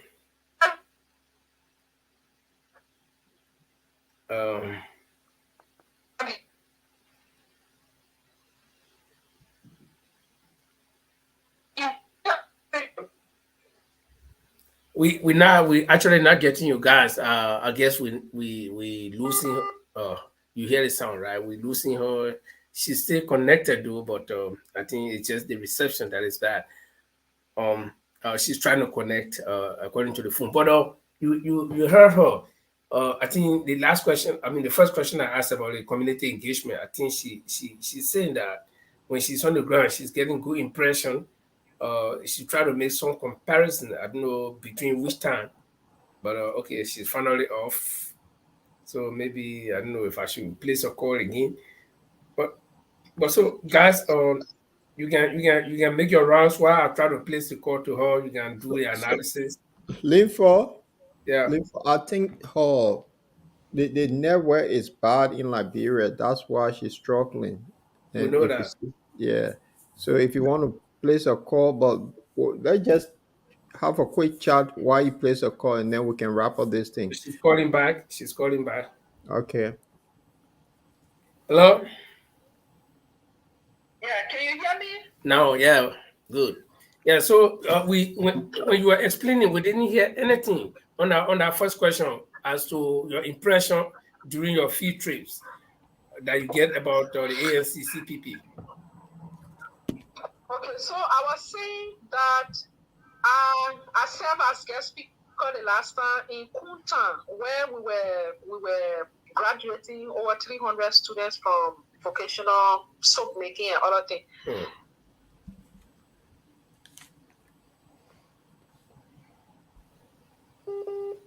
Oh. Yeah. Hey. But the whole, are you hearing me? Yeah, go ahead. Yeah, the whole hall when were jubilating, clapping when we said we are from CPP. So it meant that people know the name CPP. But again, when you go to other places, they ask you whether it is the CPP of Koiquah or it is the CPP of Komis.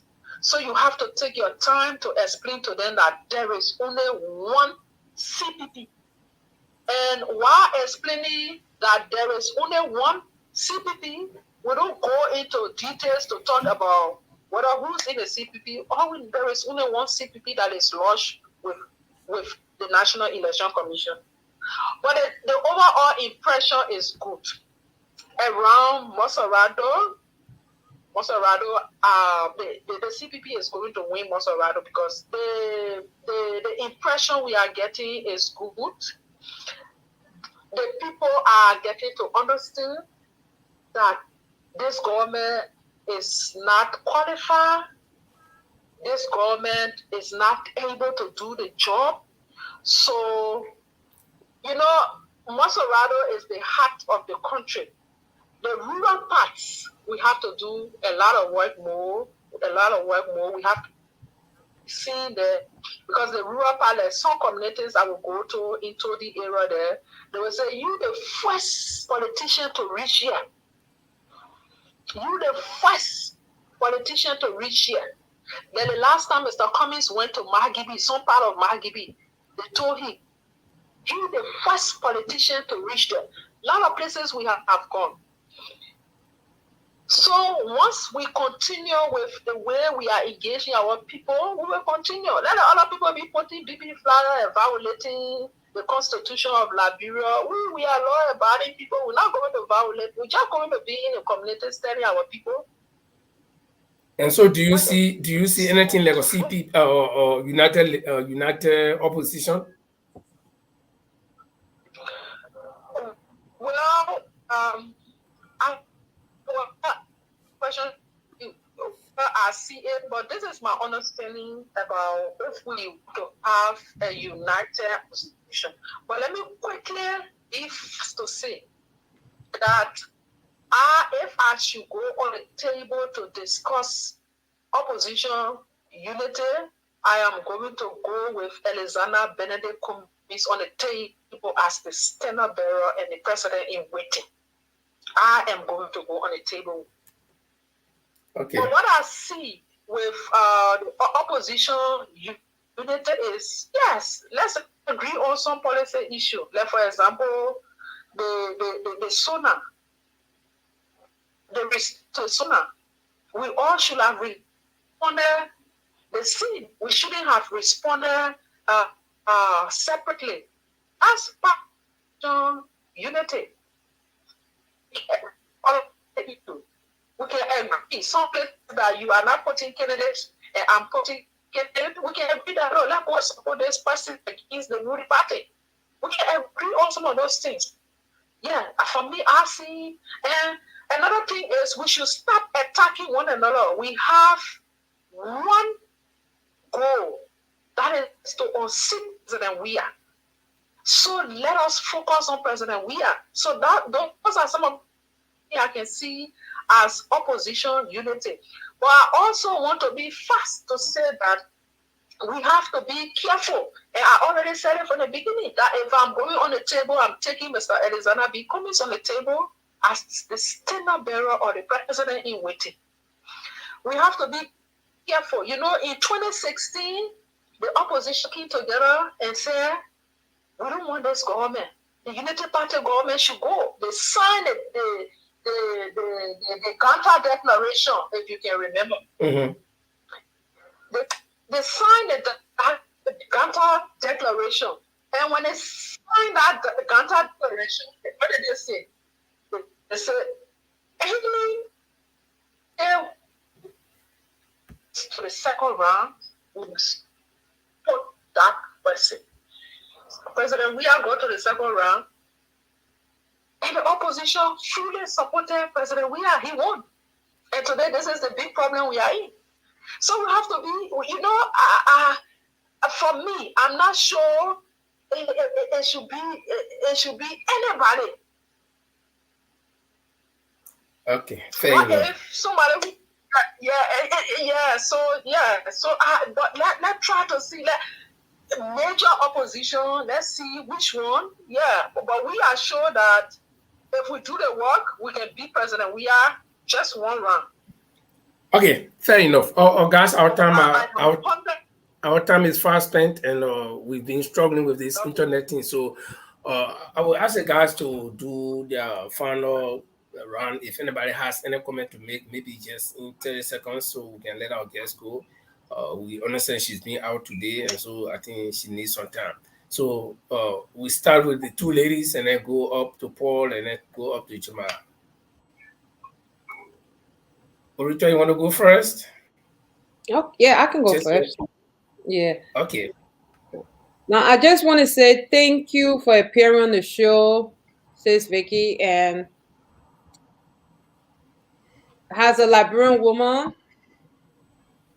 you will have, acquaintance, family members who will be a part of the train to vote for you in Montserrado from my side. And just keep doing what you are doing for all Liberian women. The effort, the tired night, we are behind you. And thank you once again for appearing on the show. Thank you. Okay, Mary? Thank you so much for coming, Victoria. It was really lovely to meet you and to hear all of your concerns.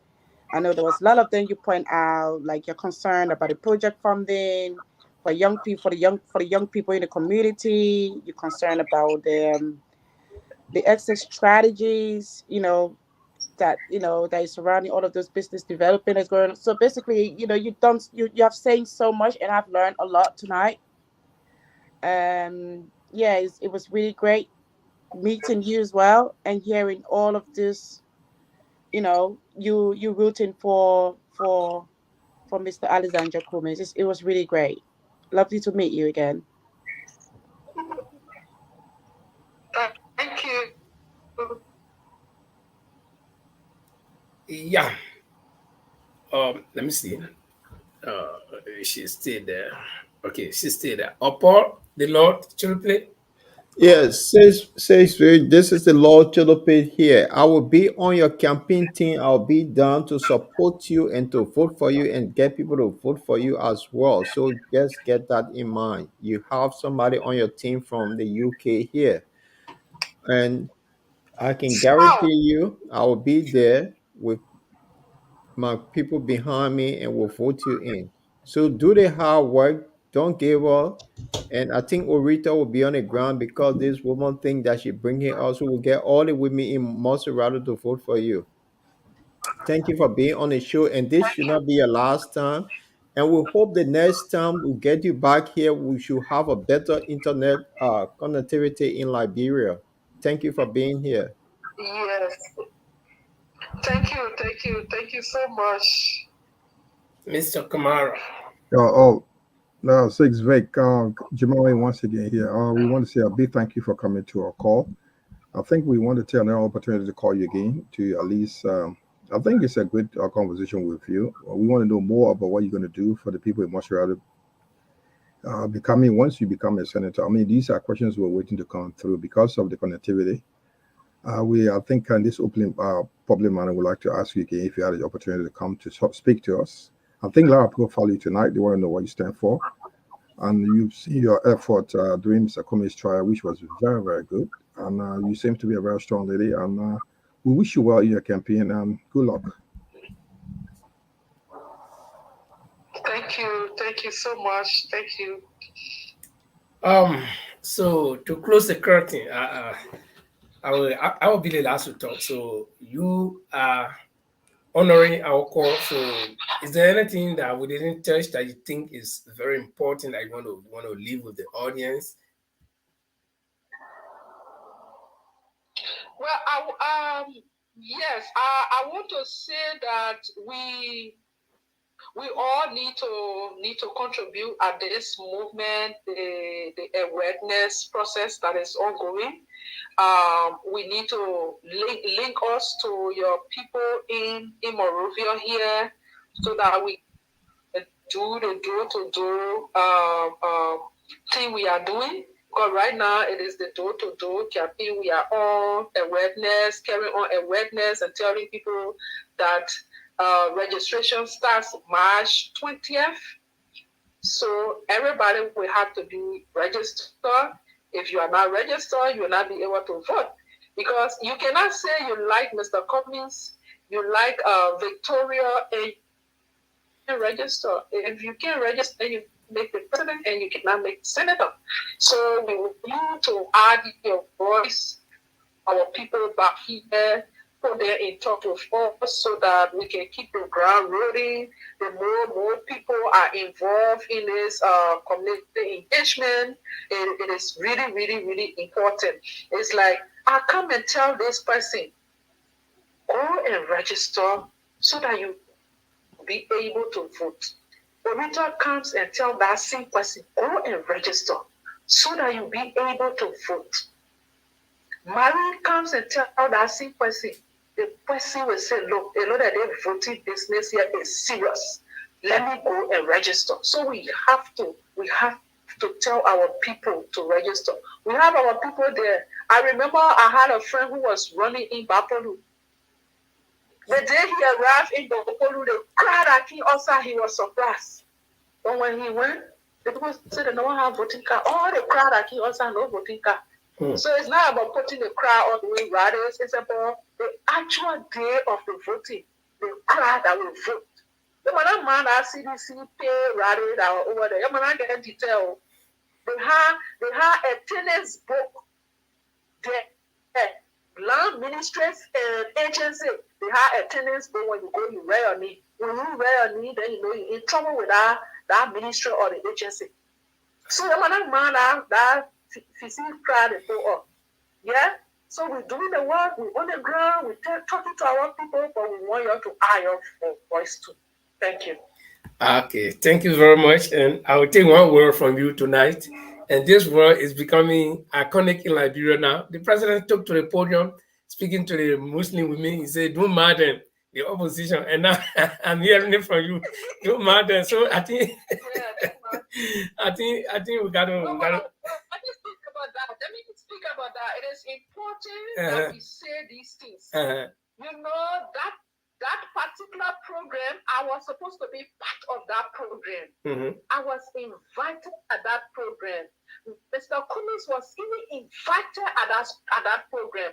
We had other engagement. Mr. Cummings went somewhere. I went somewhere too. That same day. The people hijacked the people program.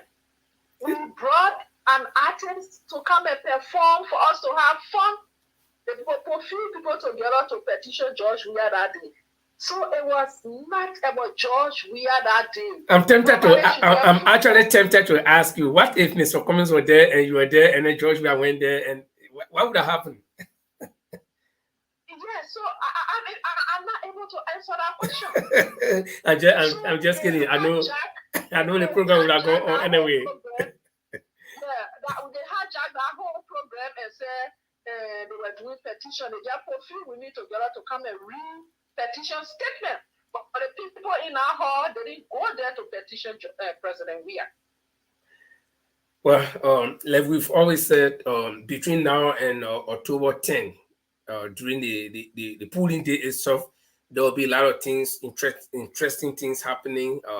You know, the political drama will be so much that, you know, we'll watch a lot of things. But we want to say thank you very much for honoring our call. And like my colleague said, this is not going to be the first time that we're bringing you here.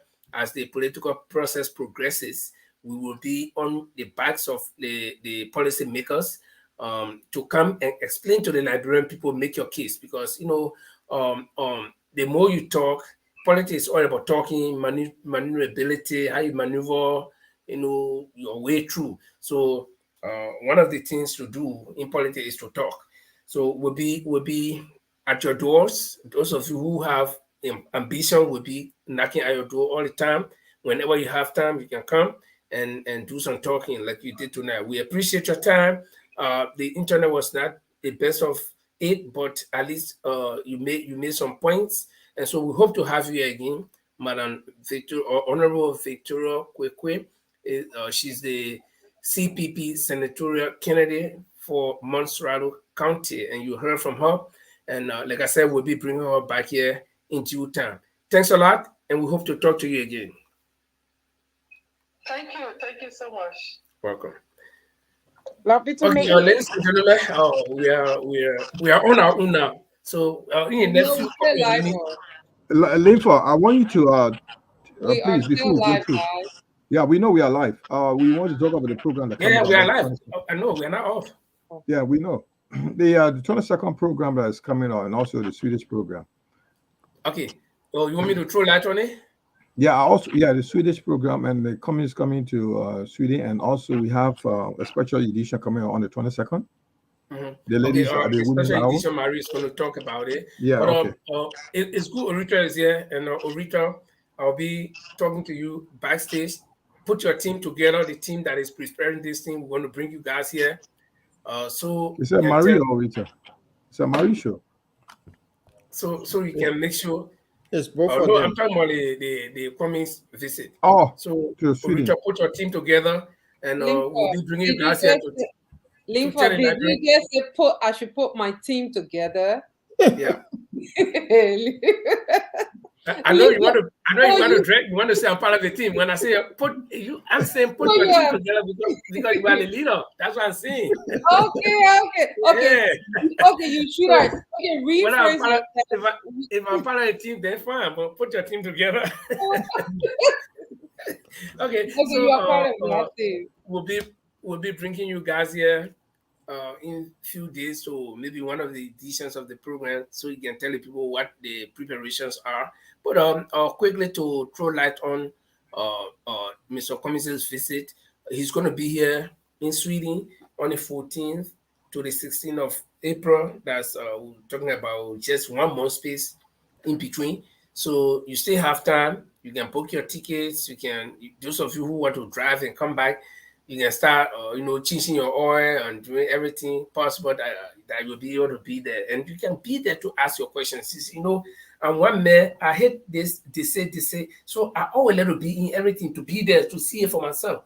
You see it? So you'll come, those of you who got, let me put it, the other way. Those of you who got some doubts, your camp, your camp, even you get play to sleep, your camp will all stand outside in the hall and daybreak. Your silly wonderful Mr. Coming and asking all the questions you get because you can be coming in people impasse asking them about I'm not Mr. Coming. Then people coming in my impasse asking me certain questions about him. Eh? Why the man want to be president? Why the man the time and the war for the he can do Liberia. When people are running away from Liberia, going, you want the man to come. So you can go ask him, let him answer. He will be there and he will take every question. He's a friendly person from what I saw in Germany. And so do not be afraid. Do not think he will not answer your question. So he's going to be there between the 14th to the 16th of April. And like I said, Richard then will be here to tell you all the highlights of the program. And me, I like eating business. So I think the only question I'll be asking will be about food. So that's it, guys.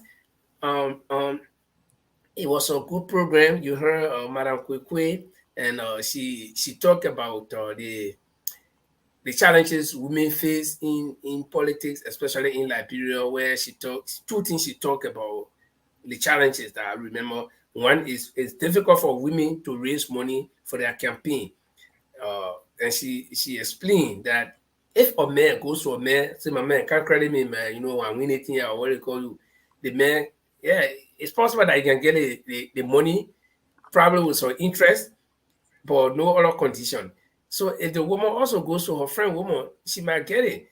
But if the woman go to a man, the woman come to me, find a woman, she say, hey brother, I know you get the money, but give me, let me go run my campaign. I say, but when I where you off to, So that's some of the challenges the women face.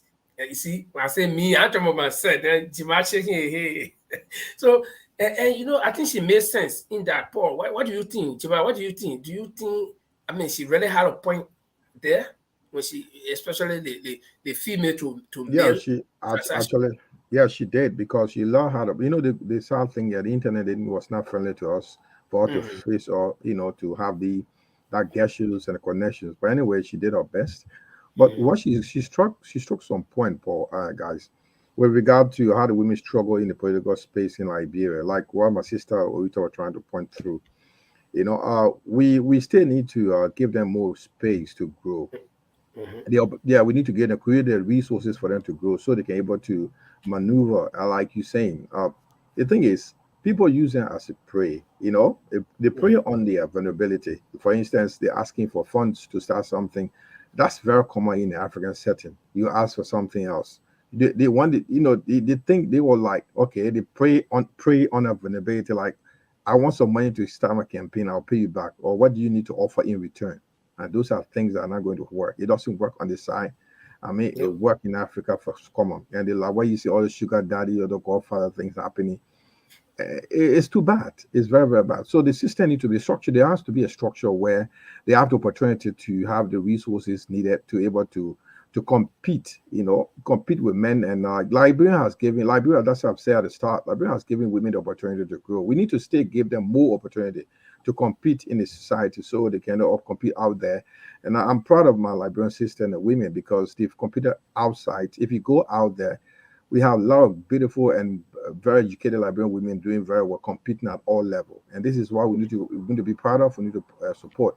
And Victoria coming up today to contest against people like Sir Joseph in that district, a man who has served 2 terms as rep and also 1 term as a senator. It's not an easy game. She's an underdog in that game, and to just to throw your heart in that ring is a massive challenge. I think she has the gut for it, and I like her courage. I think those things should be encouraged and like fun. There should be some fundraising for these kind of people out there internationally, also on the local scene. But as it is what it is, gentlemen, now ladies and gentlemen, because they will just struggle to get the fund, and they may not get the fund. At the end of the day, they may put out of the game, and that's a sad story for us. Right. And that's I think I'll just pick on what Jamal just left. You see, Linford, Orito, Murray, and Jamal, you guys live in the West. All of these political party here, they have women. Now, if the party is structured in a way, the women don't have to struggle for funds. The party will actually fund the campaign. So that's the thing, the kind of infrastructure we need to build in Liberia to have a political party that is structured in a way that women don't have to go through all of these things by asking for money. The party will generate that money. And so I think I agree with you, but she's firing. And if you listen to Koiquah, she moving around in the community, they're doing their Jehovah Witness thing. But on that note, I would like for Marie and Orita to talk about this flyer I'm going to put up. Who's this person? Marie, you muted. It's gonna be it's gonna be our live streaming discussion on the women hours. The bottom line, Liberia is gonna bring out the women hours on the 22nd of February. And it's gonna be me, Michelle, Orita, and special guest would be Alonzo. Alonzo is a really big artist. I love his music. So only reason why Alonzo is coming is because Alonzo dedicated one specific song to. Sorry, Alonzo, I don't. It's not the only reason you come. I do apologize for this. Yeah, but he did sing of news of when he did one song specifically dedicating it to the young community in Liberia and sorry in Africa. So that draws me to him. Like he has interest in the in the development but most especially in the social environment and empowerment. So I say yes. So he's gonna come, and we're gonna have a discussion about kids mental health, and also fly down into the Valentine weeks and see how people spend the Valentines. Also in the global environment, how the Valentine was spent. But that won't be like it's gonna be like it's not gonna be a long discussion on it because and also we'll point out some main key element in Valentine's. I don't think many people understand Valentine's, so we're gonna have to kind of point out some elements in there. So it'll be lovely for Okay. everyone to come and see us. So it will be the women's hours. We'll be looking forward. We'll sit back. I'm gonna get my bottle of Jack Daniel and wait for the 22nd while I'm enjoying you guys flowing. And I guess Jamal will be having his attire while Linford having his beer in Norway, although it's cold. But I'll be in the UK. The weather is good. I'll be having Yeah, my Jack we are Daniel. Vikings. We take us back. Okay, We say so it is. we will be sitting back and just enjoying the flow and then be like, I have this on my massive television and be watching for every little move that you guys make. And I'll be sharing your program. So looking forward to the 22nd. Good. Yeah, And Orita, talk to us. Marie said, "Oh, I mean, you're No, firing. So no. The thing is because no, I'm looking forward to the show, honestly, and to discuss social issue, that is affecting Liberia, and not only Liberia, but the whole globe. But specifically, we're going to talk about the effects it has on Liberia and you know yeah. how and what can be done, or if there are any um, strategies put in place to tackle it. So it will be very interesting, to sit with the ladies, and I'm happy, Marie took this initiative. Yeah, so I'm looking forward to it. So the 22nd of February, you guys tune in. We're going to good. talk about something else. But one thing I have to say though, like the issue, the topic we're going to talk about, for it to get better, women have to be included. Women have to, make their way in our body politics to make changes. Yeah. So, Uh, you you know, I think no. Actually, I'm actually disappointed with the internet tonight because oh no, for some me, of the thing we're supposed to talk about now. since Uh, Vicky answered my question, she answered my question. Madam Koiquah threw this jab out there at men, Okay. and she said men will always form the women's wing.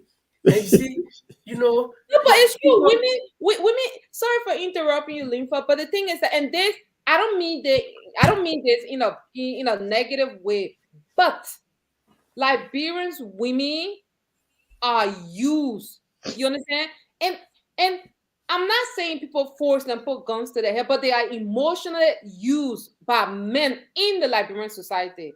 How? Reason why a lot of them they're like, okay, let me just leave it because I'll go No, go there. on, flow. Dating here I say is how? it Tell got a us. Yeah. flow. So I mean, and I use the word use, emotional used. I mean, used to be emotionally used, not physical. You understand? Because the fact that when we women, Liberian women, we are like this. We want everything and everybody, to have it good. So even at times when you see that the men are taking a direction where we like, but we always think say like a man are, like a man are, like a man are. So because of that, way of thinking, automatically women exclude themselves. But I'm not blaming the men. I'm just blaming factors, So is it that traditional? Is it contribute something that it is factors. passed? Is it something that is passed on from one grandmother No, to the daughter, then from the daughter to the other daughter, and then all the way down? no, Because it's That not is the truth, because though. like you said, nobody putting gun to your head. No, The no, men it's are not not putting gun. tradition. What Yeah, is but not you. tradition? You know what it is? Uh, I will answer that question. My grandmother days, our money and the money days, uh, yes, they never used to scream, but whatever they wanted to say, uh, they lay it down. But in society today, like bring with me in Liberia, mm,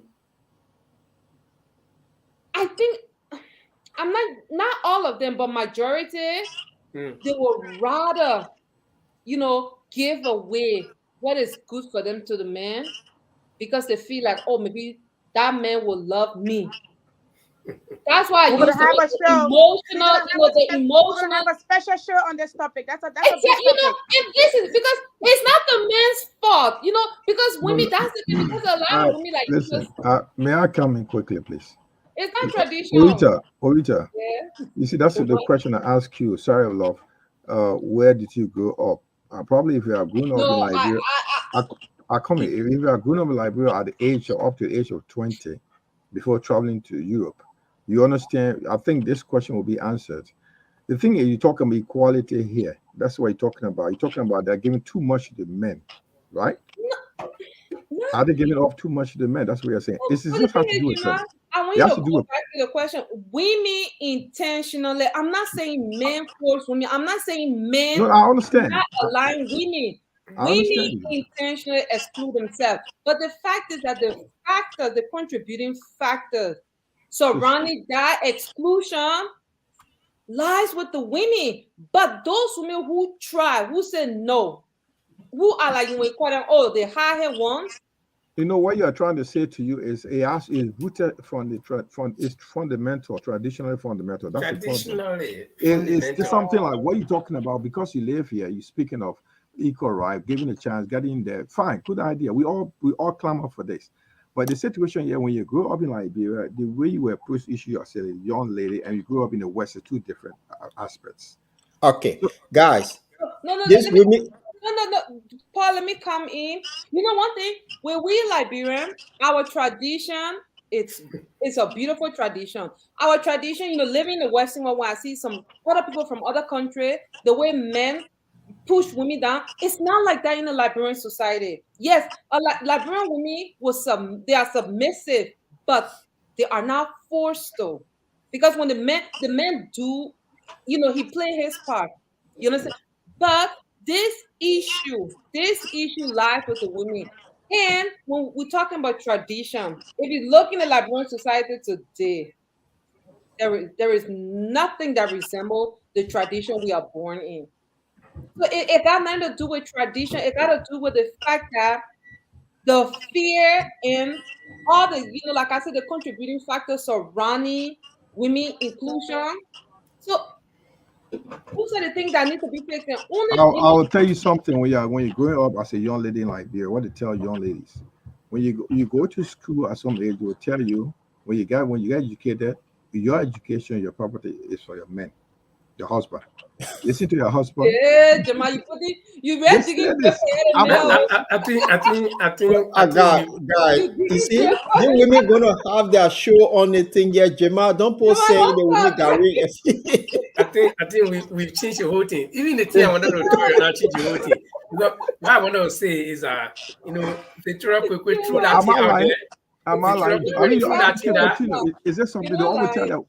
I mean, that's what it's. Sorry, I don't believe in that, but that's what they say most of the time. You're not lying. You're not lying. Point blank. Okay, wait. Let me just make a point. Victoria Koiquah point blank threw that thing in our lap with the men. She said, we'll form women win. And I wanted to really respond to her. The thing here is women have a special way of doing things. Men can make women are very special.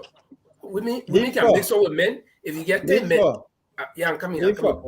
If you get 10 men, the women don't bring the topic up. If you get 10 men, you put one woman there, she can mix up there easily. But bring 10 women and put one man, the men will be shy. And women, they know how to coordinate. That's why I lead the topic. The reason why I'm saying that, the women in Liberia, they will put you in jail easily. They get power, so much power that Valentine's Day, kind of going to talk about it. Do you benefit from it? It's the women. So when Mother's Day come, who benefit from it? It's the women. So don't go into the topic because No, all jokes aside, let me be frank. Jamal, the point you made is valid because Jamal, I know that because I came here, but as a little girl growing up in Liberia, I was that type of little girl. I was not a typical little girl. I was that type of little girl who were you up there at the age of 20 before you left Liberia? 13. No, I was 13, but I saw my grandmother, my aunties. But let me go back to what you said. It's true what you said because the thing is that and it's not wrong. What did your auntie? When a woman is educated. Let me go back. We're not gonna. No, I said we need to have a special show on this. I think we need to have a show on this thing. Jamal made a valid and important point. That's the thing I want to, I want to allude at that. The thing is, you are right, Jamal, because our Liberian culture. For me, I always tell people we have one of the beautiful culture in our country. Our Liberian culture is like this: if a man is not educated and the woman she have hair for book. Yes, that man will see to it that woman, okay, let do something, let borrow money so you can before the war, women used to go to night school. Who's the bro in Africa? Who's the breadwinner? Okay, I think we need to. Who's the breadwinner? Who's the breadwinner? The man's the breadwinner. The man has to be the breadwinner. So, hold on, guys. I want to say something here because this topic is quite interesting. Listen, I want to play something and I need you guys' view. Jima, got a big question to answer. Jima. Yes. I'll answer that question. The question is, you see, the thing here is, I just asked the question. He said, because he said to women, because man is the breadwinner. He said, look up to your husband, you respect him, and listen to what he says. So he's the breadwinner. Whatever he does, he's the boss. So that's what it's biblical. The Bible said the man that the head of it. My man. Guys, so I answered that question. Let's wrap all the thing here. But I just wanted to, because Valentine's Day just finished, and some guy in London was going around hawking people to show love. But then when he went to Nigeria to hawk people, it's something different. So I just want your take on this, please, before we go, because it's good to have the two ladies on the show. I want your view on this. Marie, you got it.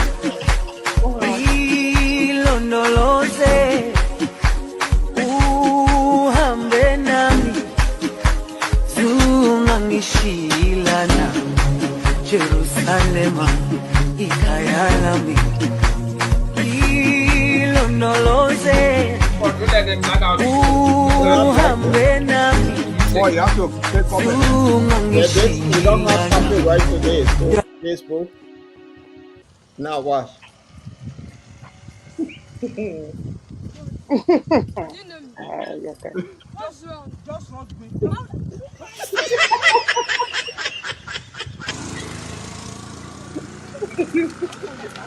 Child.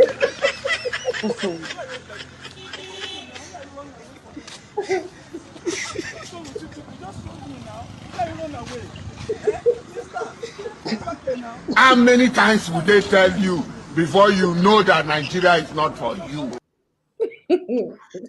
Yeah. They make one laugh. That, Well, The nice economy give you laugh. The lady don't want it. now yeah, no, but you see, this is talk such about a difference. tradition. But Paul, Yeah. why she just gotta be hugging people's wife? This is such a difference. You So just go in this Jamal, the place. reason why I brought that up, you see, Africa is a different situation. Yeah. In the West, it's everybody. And you made a point. So when the traditional people tell you, say you the head of the home, in Africa, the women know that. And that question Orita asked is exactly what I was just trying to point that out. So Yeah. You say you go to school, you white guy, your husband is your property, your husband property. Yeah, but that's true. But no, that is true because Okay then. for Okay, we'll leave education, that portion for your program, your Jamal, women's when program, you because come to see I know April, one day, like I know one day April, you guys will call a man too. You are challenging men. We can and we'll all debate. We can. We are not pointing too. You lay your point down. We'll lay our point down. Then That'll we'll be all good. discuss That'll it. be good. Yeah. yeah, And so let us say thank you to all of you. You know, I think this is one of the longest show we've had, and we thank our viewers for being there. And I think Paul, yeah. you got to take us home with something. But we're looking forward to the women program on the 22, and today's the 17. 5 more days, huh? Wow, Yeah. it looking too far to me. And then Mr. Cummings on the 15th of April. Yeah. That Mr. Comey is on the 14 to the 15 to the 16. Me, Tima, you finished booking your hotel? Yeah. Are you talking like you're in a show? Paul, take us home. The So last show. on that note, I will say to you all, I will leave you with a beautiful ANC music and Mr. Thomas Mwah. will Bye, sing. Yeah. everyone.